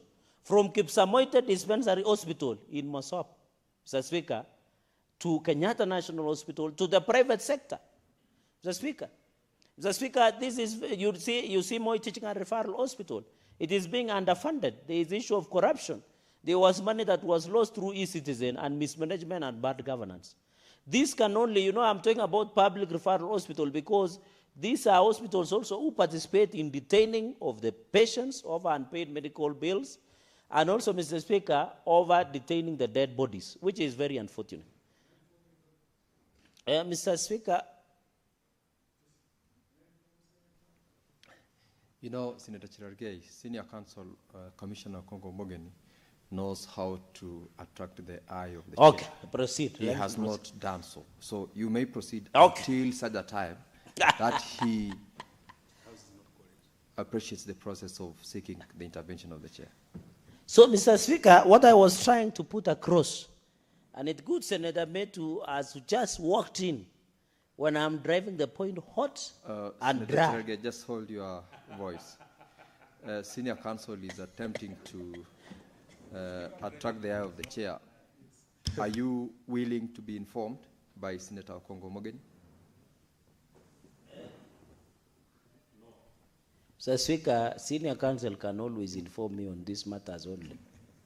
All right, Senator Thank you, Mr. Speaker. I just wanted to inform Senator Chirargei. He has made some pronouncement to the effect that Parliamentary Service Commission has removed Nairobi Hospital from facilities that are enlisted to provide medical services. And I wanted to inform you that that statement may send wrong message that Nairobi Hospital is no longer listed with Parliament. I think that's not the case. Yeah, that's not the case. They are still listed with the Parliamentary Service Commission. It was just an issue of some misunderstanding, but they are still empaneled. So you can seek your medical attention from the Nairobi Hospital. Thank you. Very well. Proceed, Senator Cherargei. Thank you, Mr. Speaker, sir, for that information.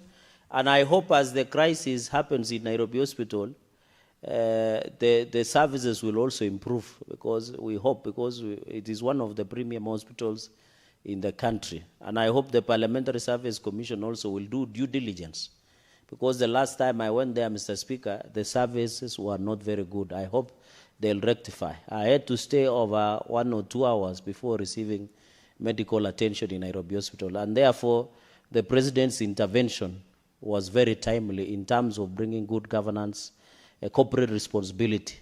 And I want to send Senator Metu to his newfound political soulmate, the former deputy, to advise him to keep off matters to do with health, Mr. Speaker. They can do politics with anything else, but not let us allow the health sector to thrive. You remember, Mr. Speaker, if you look at the numbers of social health authority that have registered under SHA, Nyeri County, the home county of former Deputy President, Mr. Speaker, is leading in terms of SHA. And I was happy, Mr. Speaker, when I saw yesterday Sauti ya Mwananchi in Citizen TV. One member contributed that she was being owed 165,000, and SHA paid 145,000. So SHA is working. Let us look for other things that we can do politics with, but not with the lives of Kenyans. Mr. Speaker, let me continue driving my points hot and hard. Mr. Speaker, Article 43.2 says that you can seek medical, and I'm happy Senator Metu, Mr. Speaker, has been writing the notes as I speak so that he can convey it verbatim. Under Article 43.2, seeking of medical emergency is a constitutional right, Mr. Speaker. It's a constitutional right. Which authority do the, and the notorious, I want to agree with Senator Mungatana, that these private hospitals must tell the country which law are they using to detain the dead bodies and the people who have recovered. The small claims court, which senior counsel is familiar, they can pursue their dead recovery as a civil proceedings. Mr. Speaker, even the other day we saw the Tuju case, Mr. Speaker, I was also shocked equally, because a bank loan is a civil matter. It should be pursued in a civil manner, Mr. Speaker. And if, for example, Senator Metu fails to pay a civil debt, then you can commit him to civil jail and do the recovery. Mr. Speaker, you are one of the senior lawyers of the UDA and a legal practitioner and my former attorney in my other matters when I was fighting the other regime, and also a senior counsel. I still want to thank him also for coming within 2 minutes, Mr. Speaker. He had killed 2 charges. Within 2 minutes, senior counsel Okongo Mugeni. In fact, I'm wondering why is he still a senator? He should be the Chief Justice or the governor of Nyamira, Mr. Speaker. And you remember, because you are on record, Mr. Speaker. You are on record, Mr. Speaker. So this issue, it is a civil matter. Even looking at the Tuju case with the bank, it's a civil matter, Mr. Speaker, where police should not even be involved, Mr. Speaker. We must tell ourselves we should obey the rule of law. Article 10 on national values and principles of good governance, Mr. Speaker. Mr. Speaker, this matter, and you know doctors took what you call Hippocratic oath to protect lives, not to get money. I am not against doctors, Mr. Speaker. They are my good friends. I know a number of my friends, Mr. Speaker, who own private hospitals. We value what they do for this country. But there is no justification to detain a dead body of unpaid bill. You can pursue, and the courts have ruled as a civil case, as a civil recovery of debt, Mr. Speaker. You must, Mr. Speaker. You must. I know you have a 10-work, I know that this HEC hospital in Bomet. It's a good hospital. But God forbid if somebody, you pursue a civil matter. And I'm happy, Mr. Speaker, I'm proud of my law lecturer, Mr. Speaker, who did me civil education, Professor Nixon Sifuna, for the landmark ruling last year in 2025. When a border rider, Mr. Speaker, I'll give the House the full citation for the purposes of answer. When a border rider, Mr. Speaker, moved to court, called Moses Mutua and another, because the wife had passed on, he had paid 250,000, he had paid 650,000, Mr. Speaker. The bill had escalated from 2.6 million to 3.3 million by Mata Hospital, Mr. Speaker. And the citation of that case was Moses Mutua and another was a registered trustees of Mercy Kenya and Mata Hospital, Mr. Speaker. And in 2025, September 29, the distinguished, my law lecturer, Professor Nixon Sifuna, delivered a ruling that has set the precedent, Mr. Speaker. And he declared the following, that it is immoral, un-African, illegal, unconstitutional, an abuse of dignity of humans to detain a dead body, yet it can be recovered through a civil proceedings, Mr. Speaker. I want to advise our private sector hospitals, even public, that they should hire lawyers if they don't have. Mr. Speaker, I'm proud that when the history of this House will be written, Senator Cherargei will be among the colleague leaders who stood for the downtrodden, Mr. Speaker, who stood with this law, Mr. Speaker.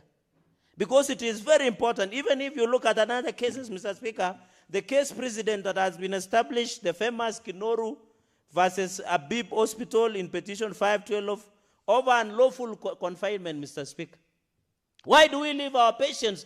Mr. Speaker, you see politicians on Christmas or during Ramadan Kareem walking to hospitals and say, I have released, detained medical people who have been paid, Mr. Speaker. They just work. Why are we living, Mr. Speaker, for what is this word? There is a word they use for this word where you go and do favor.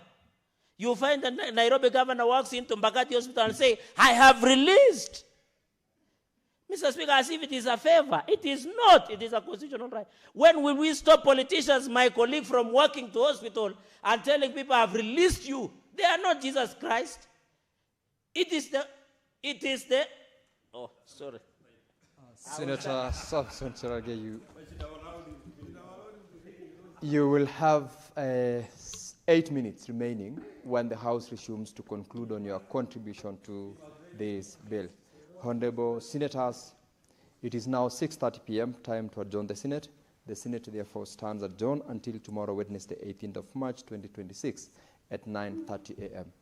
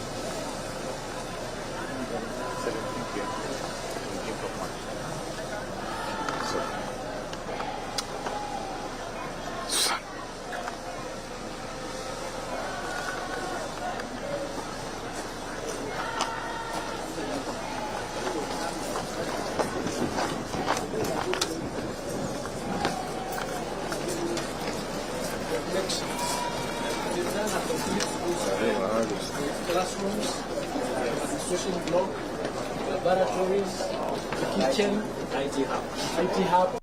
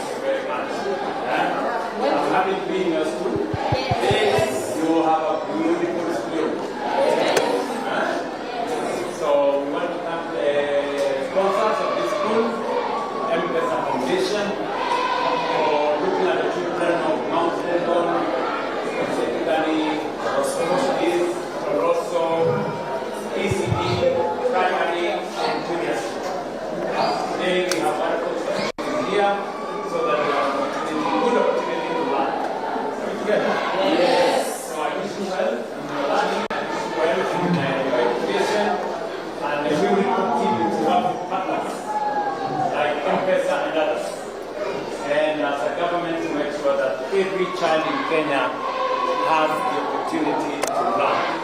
Kwa hivyo asanteni sana, nimefurahi kufika hapa shuleni. What is the lesson today? Huh? Yes? Resilience. Wow. Thank you very much. So asante, because of time, let me say thank you very much.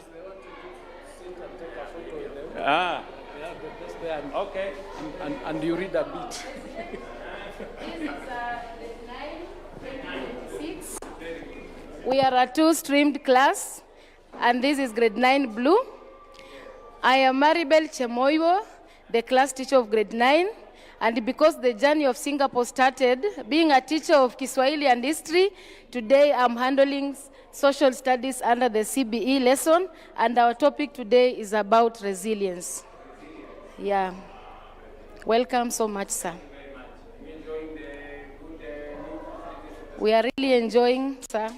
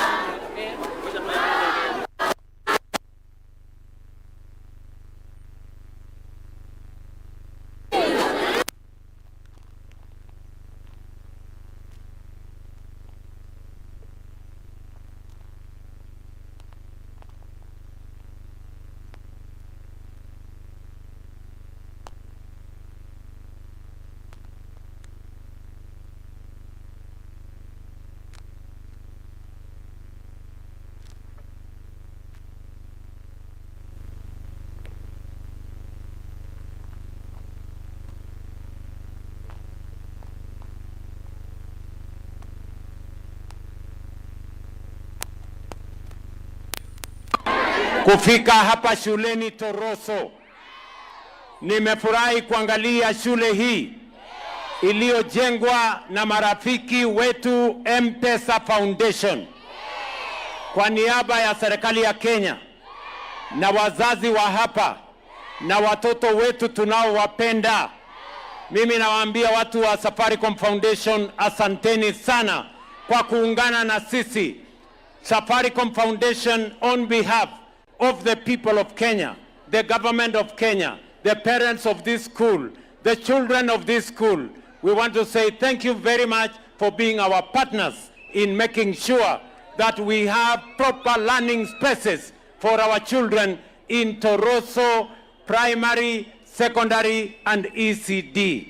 Haya madarasa yamejengwa kwa msaada wa M-Pesa Foundation. Na ni kwa sababu niliwauliza Wakenya, tulipanga kama serikali, tukawauliza marafiki ya kwamba tunataka kuhakikisha ya kwamba hakuna mtoto wa Kenya hata moja anapata ama anakosa nafasi ya kusoma. Ndio sababu hiyo serikali ya Kenya tukaongeza pesa ya kusomesha watoto wetu kutoka ECD, primary school, secondary school, TVETs, KMTC mpaka university. Tukaongeza pesa kutoka bilioni 500 mpaka bilioni 702 mwaka huu, na mwaka ujao tunaongeza mpaka bilioni 765 kwa sababu elimu ya watoto wetu ni ya muhimu sana. Munanielewa jameni?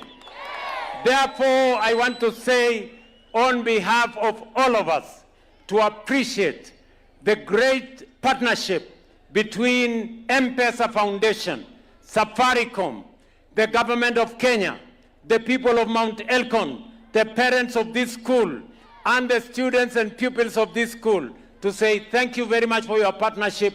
We appreciate, and that is the reason why over the last 3 years, we have built 23,000 new classrooms, including these ones here in Toroso, so that we make sure that every child in the Republic of Kenya has a learning space. Tukiongea saa hizi, pia, apart from classrooms, we have straightened the competence-based curriculum into the competence-based education. We have hired 100,000 new teachers in the last 3 years. Why? Because education is central to the development and transformation of the Republic of Kenya. And that is why I want to say on this very special occasion,